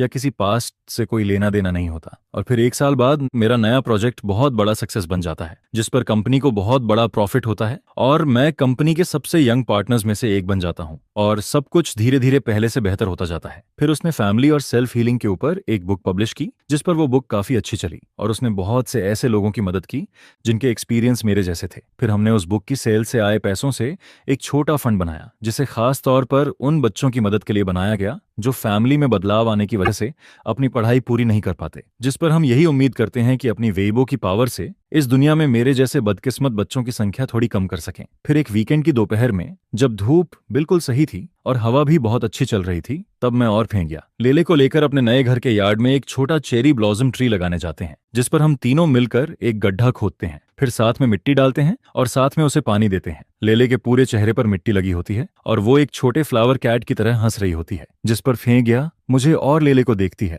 और बहुत प्यार से मुस्कुराती है। फिर मैं लेले को अपने सिर के ऊपर उठा लेता हूँ और कहता हूँ, देखो, ये हमारे फैमिली का नया मेंबर है और अब ये आगे तुम्हारे साथ साथ बड़ा होगा। यह सुनकर लेले खुशी से चिल्लाने लगती है और धूप पेड़ के पत्तों के बीच से होकर हम पर पड़ती रहती है। सब कुछ बहुत गर्म, बहुत सुकून भरा और बहुत अच्छा लग रहा होता है, जिस पर मैं अपनी वाइफ के चेहरे की उस नरम मुस्कान को देखता हूँ, फिर अपनी बेटी की चमकती हुई स्माइल को देखता हूँ और फिर उस घर को देखता हूँ जिसे हमने अपने हाथों से बनाया है। एक ऐसा होम जो प्यार और उम्मीद से भरा हुआ है, जिस पर मेरे दिल में एक अजीब सी शांति उतरती जाती है। मेरी जिंदगी के पहले हिस्से का सारा तूफान, सारी उलझनें और सारी विशेष अब मुझे किसी दूर के ड्रीम की तरह लगती हैं, जैसे वो सब बहुत पहले हुआ था और अब मैं उस ड्रीम से जाग चुका हूँ। मैंने अपनी जड़ें ढूंढ ली हैं और अपने पास्ट को हमेशा के लिए दफना दिया है। मैंने आखिरकार अपनी जिंदगी पाली है। अब मैं वो बेचारा एटीएम नहीं हूँ जो अपनी पुरानी फैमिली से बंधा हुआ था, और ना ही वो अकेला बच्चा जो झूठ और गिल्ट के बीच जी रहा था। मैं झो रान हूँ, फेंगिया का हस्बैंड, लेले का फादर और एक नया, पूरा और आजाद इंसान, जिस पर धूप बिल्कुल सही होती है। और आखिरकार मैं अपने घर वापस आ जाता हूँ।